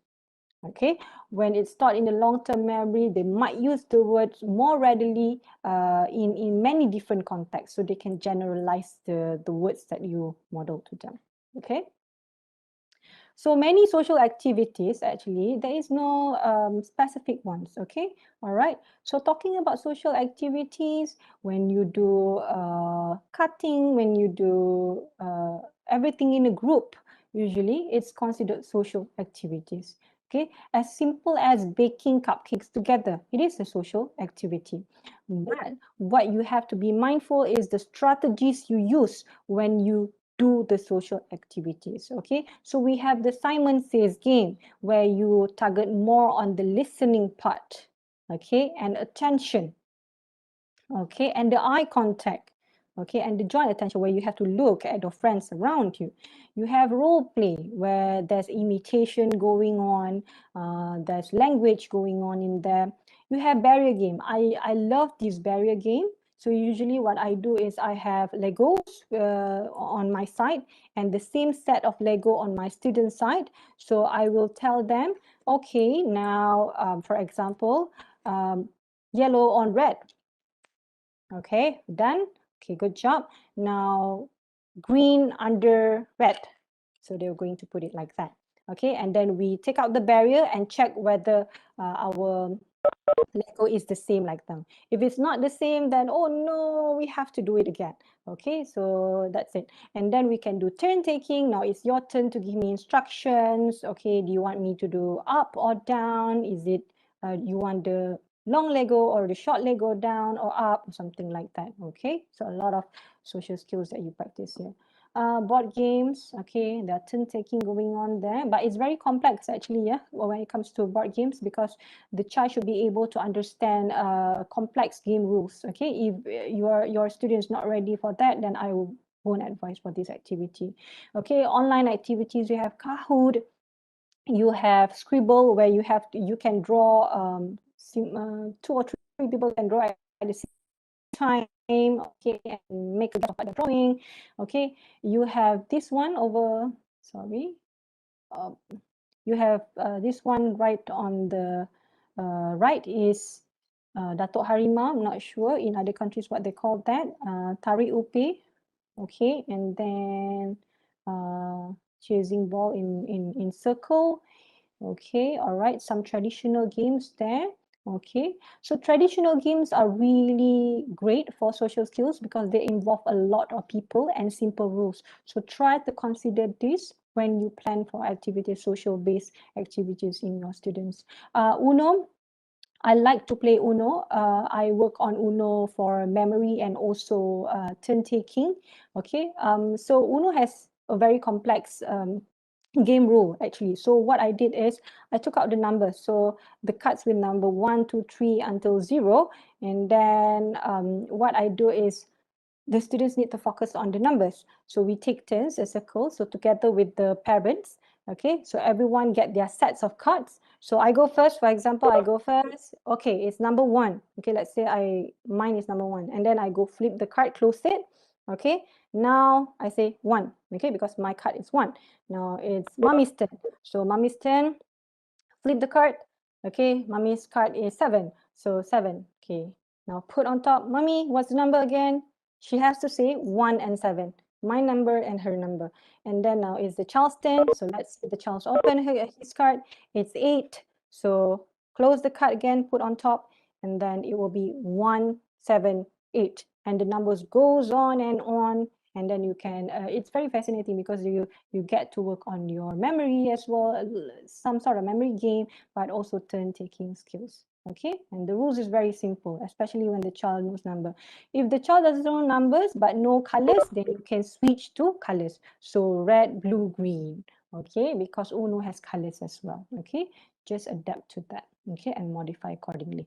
Okay, telephone buruk, where you have the phone with the cup. Okay, all right, we have to listen and pass the conversation to other people, throwing balls and then asking questions on the balls. Okay, you have a human TikTok here.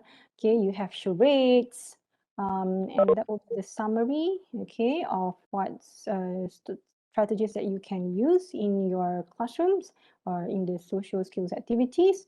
Okay, no time for scavenger hunt. Save this for tomorrow. And now it's time for the Q&A and answer session. Okay, all right. So I will be looking at the chat box now. Okay, wait a moment. How do I stop sharing? Yeah, that's right. So I've stopped sharing now. I have 4 minutes actually, but we might extend this for another 10 minutes. Okay, just to answer any burning questions from the participants. Are you guys okay so far? Yes. Okay, all right. So that's wonderful. Okay, so any questions? Let me check questions that have been answered here before.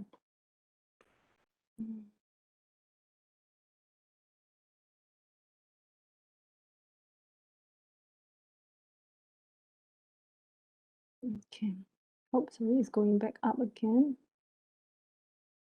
Can you suggest few therapies that can be done by teachers for students with speech disorder?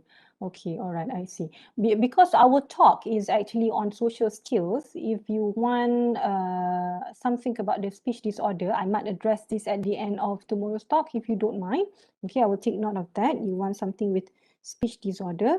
Okay, therapies is actually not therapies. So teachers shouldn't be using the word therapies because it can be controversial. So I would suggest you to use just activities. Okay, what kind of activities we can use towards our students. Okay, wait a moment. What can be done to a child when he sees things we can't see while he hides at the table? What can be done to a child when he sees things we can't see while he hides at the table? Crying in fear and unapproachable. I see. Miss Faradila Sakti, are you here?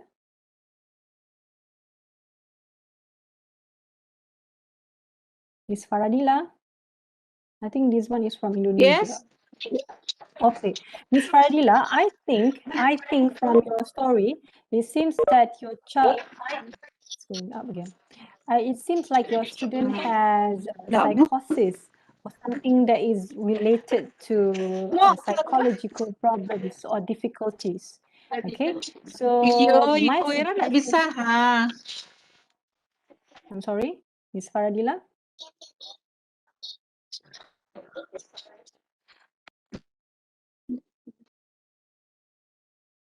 Okay, so for your student, Miss Faradila, because it seems like he's hallucinating things, I would suggest that this student to to go to psychiatrists, okay, or clinical psychologists for further observation. There might be some mental health difficulties there that these professionals can address for you to understand them better. I have the picture, but I can't tell the word because it will be out of my forte, right? How to deal with the students' emotional changing that affect the students' ability to interact with learning and teaching process in the classroom. Miss Adi, Mr. Adi, Azlin, Savera Musat? Yeah, where are Miss you? Adi. Okay, all right. Is this student ASD, autism? Autism. Okay, all right. Changing in what ways? Can you define, please? For example, they get suddenly change from crying then laughing like that. Okay, all right, I can see. All right. So one thing is the trigger that you have to find. And second, there are some studies showing that it's because of the leaky gut that we discussed just now. Okay, so the microbial imbalance could have caused that change of behaviors, okay, things that we can't explain. All right.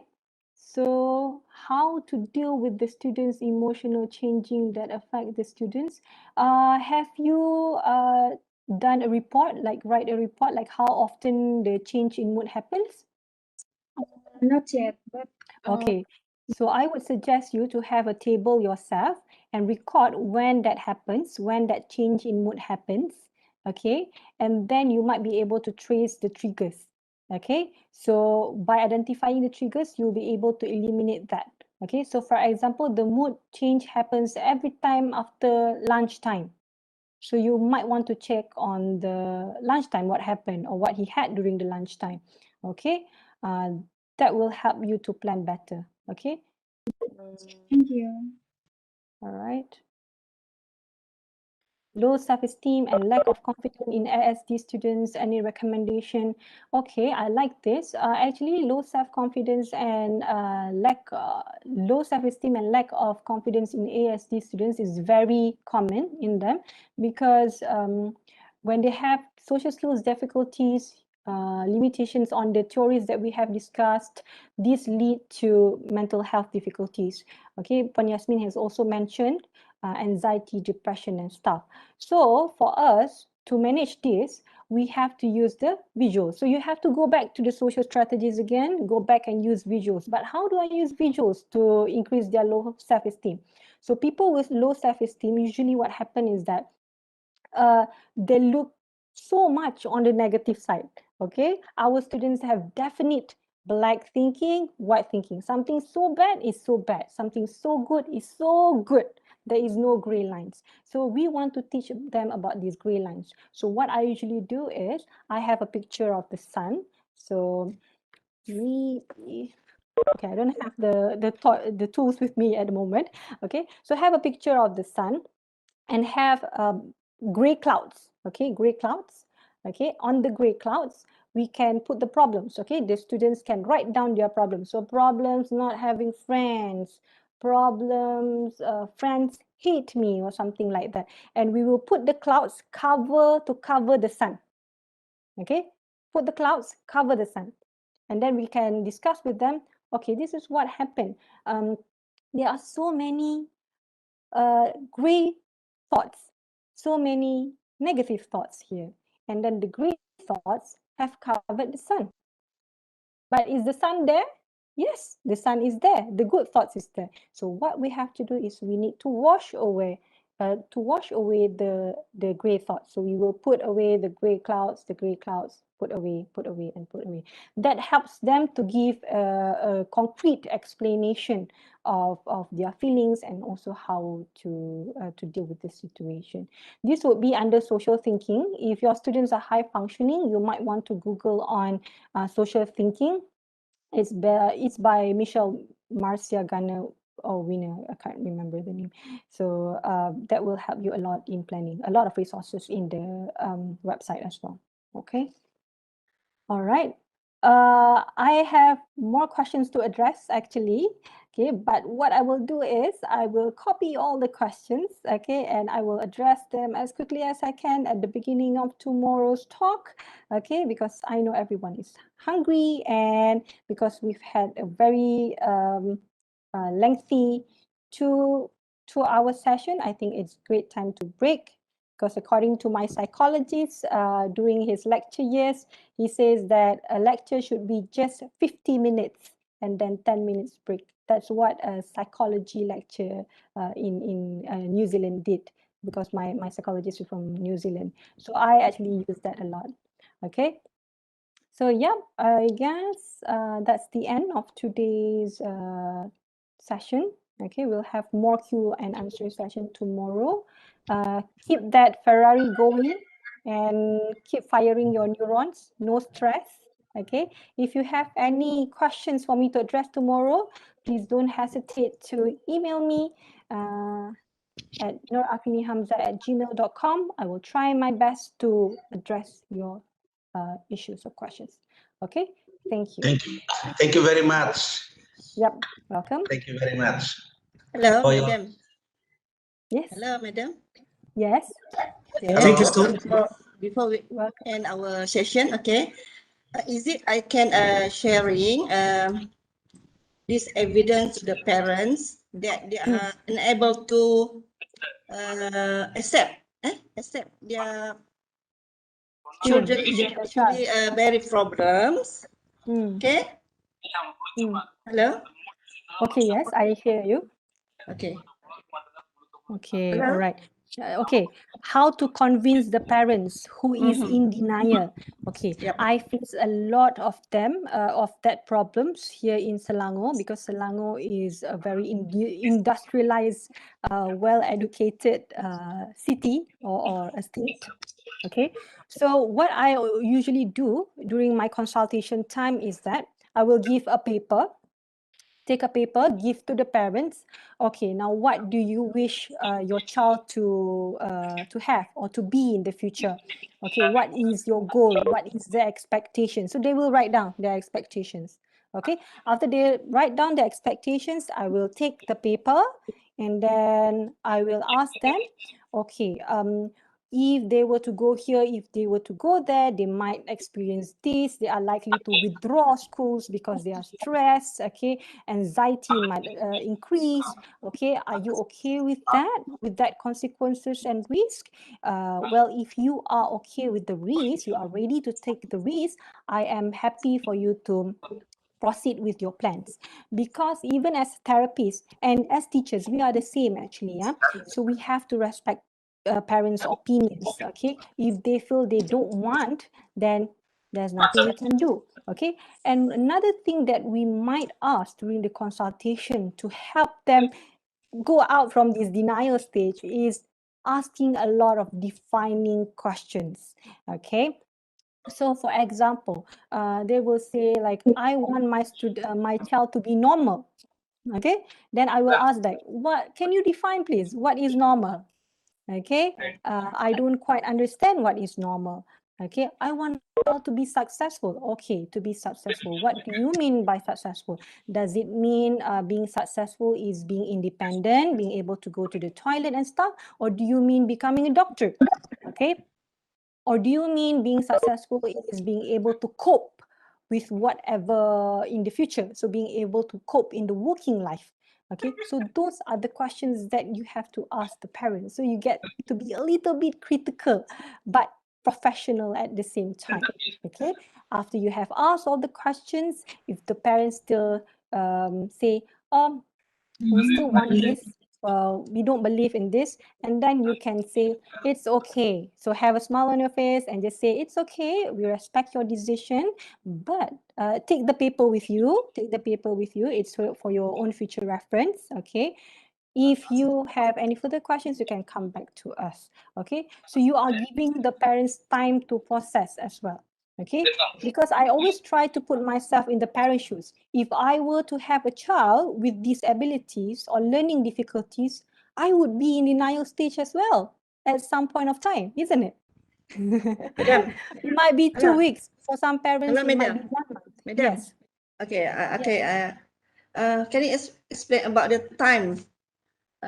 Time to the parents accept the explanation from the teachers or something like that lah. I'm sorry, can you How long repeat? the time? How long the time? You get you mentioned just now. Give time the parent to give the time prepare. Is it to prepare? Not deny about their children. I'm The sorry, time. can you How long? How long time. the time? Oh, there is no how long. There Ah. is no how long.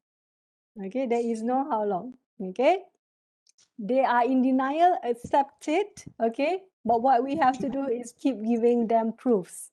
That's why when you do your plans, it needs to be reported. Okay, so some teachers say that my child has this, my students has this tantrums. Find the trigger. How do you find the trigger? You have to report it. You have to have a template. Keep it, give it to the parents. You don't have evidence, you don't have the concrete evidence, parents won't trust it. Okay, it's very important. But based on the teachers, we have to do the RPI, report individual. Okay, we'll touch on the RPI or the Yes. individualized education plan tomorrow. Not in depth actually, but it's more on how you can approach it tomorrow. Okay, all right. So we'll discuss. No. I mean, every teachers have to give report RPI for the student. Okay, and then during this PDPR, for example, during this PDPR, starting from 15 to 30 June, the teachers have to make a report. For the RPI, PBD, so on. Okay, all right. Okay, so I think the concern is what you have to write on the report. Yep. Okay, all right. So I'll try my best to address that tomorrow if you don't All right, mind. thank you. Thank you. Okay, all right. Okay, thank you, Miss Joaria, and thank you, everyone. Okay, I'm sorry for taking extra 11 minutes of your time and lunchtime. Okay, have a wonderful lunch and No see you bother, no tomorrow. bother.